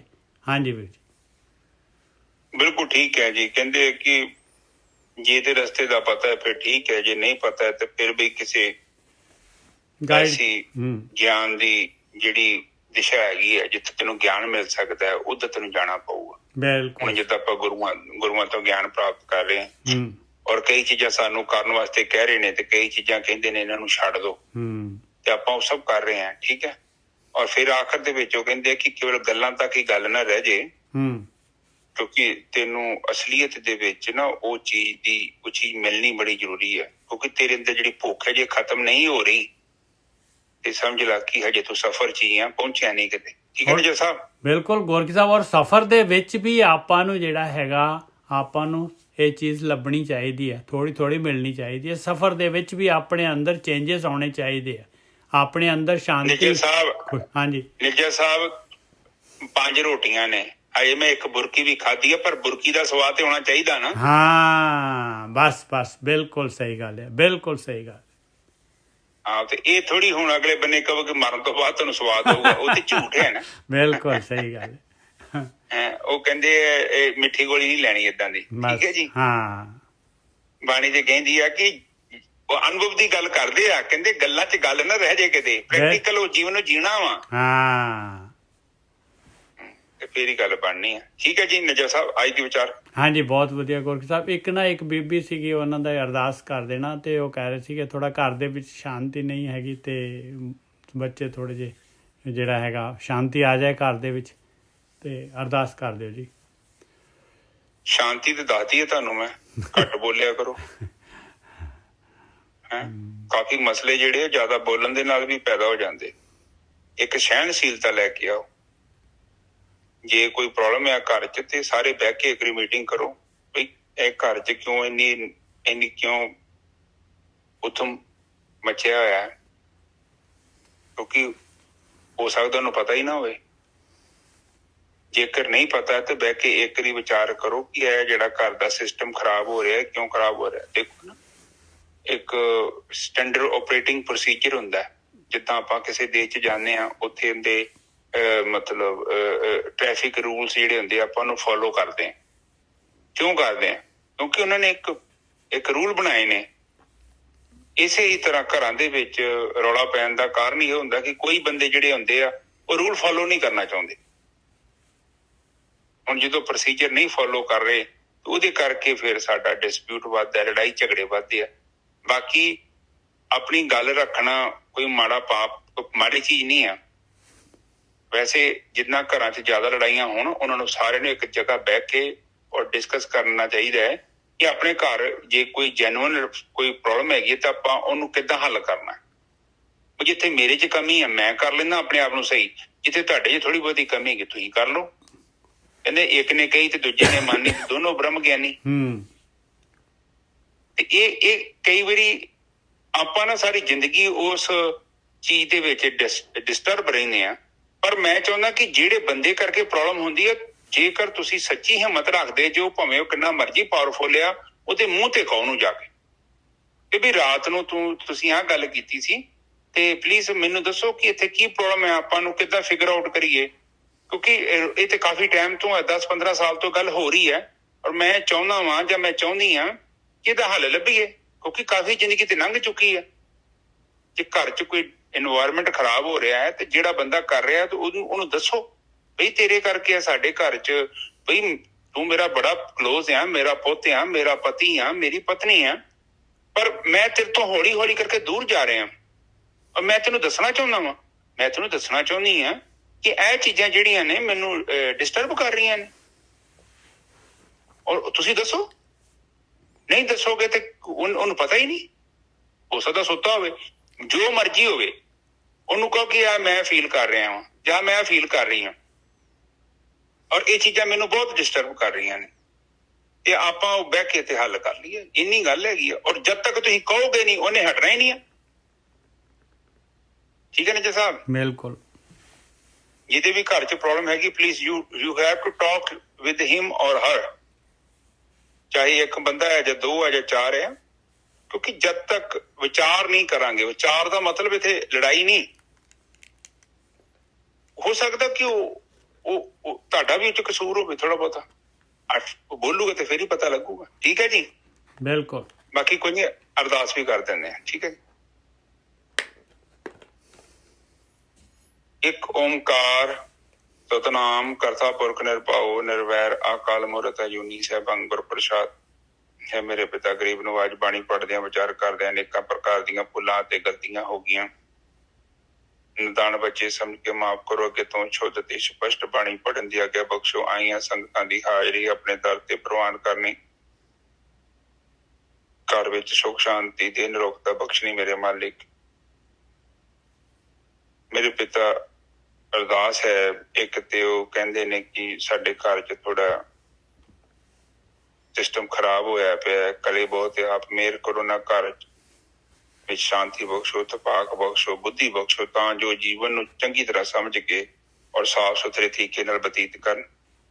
ਮੇਰੇ ਪਿਤਾ ਇੱਕ ਹੋਰ ਅਰਦਾਸ ਆਈ ਹੈ, ਉਹ ਕਹਿੰਦੇ ਨੇ ਕਿ ਉਹਨਾਂ ਦਾ ਜਿਹੜਾ ਪ੍ਰੋਬਲਮ ਸੀ ਉਹ ਸੋਲਵ ਹੋ ਗਈ ਹੈ।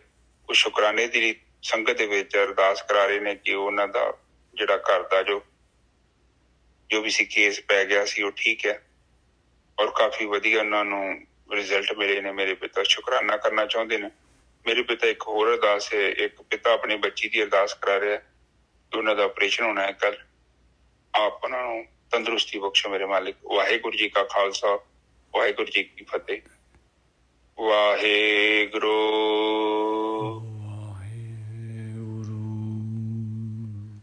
ਵਾਹਿਗੁਰੂ ਵਾਹਿਗੁਰੂ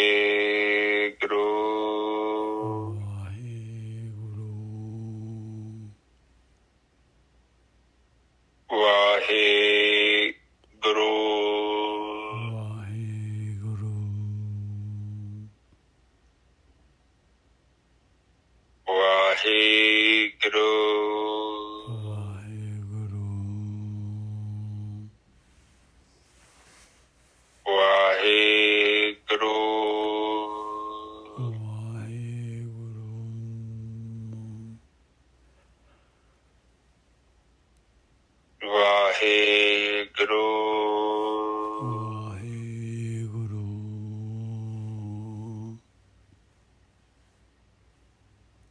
ਵਾਹਿਗੁਰੂ ਵਾਹਿਗੁਰੂ ਵਾਹਿਗੁਰੂ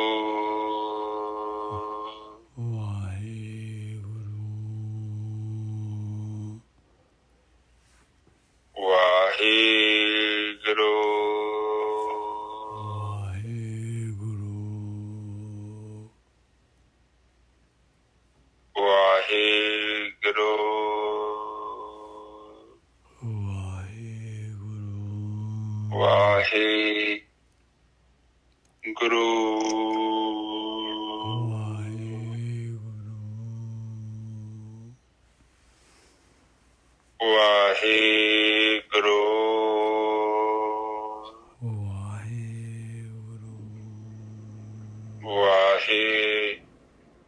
ਵਾਹਿਗੁਰੂ ਵਾਹਿਗੁਰੂ ਤਾਂ ਸੰਗਤ ਤੁਸੀਂ ਚੁੱਪ ਹੋ ਜਾਓ। ਵਾਹਿਗੁਰੂ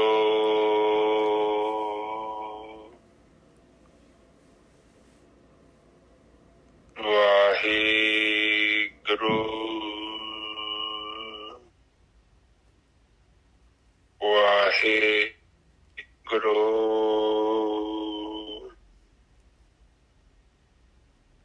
ਵਾਹਿਗੁਰੂ ਵਾਹਿਗੁਰੂ ਵਾਹਿਗੁਰੂ ਵਾਹਿਗੁਰੂ ਵਾਹਿਗੁਰੂ ਵਾਹਿਗੁਰੂ। ਵਾਹਿਗੁਰੂ ਜੀ ਕਾ ਖਾਲਸਾ, ਵਾਹਿਗੁਰੂ ਜੀ ਕੀ ਫਤਿਹ।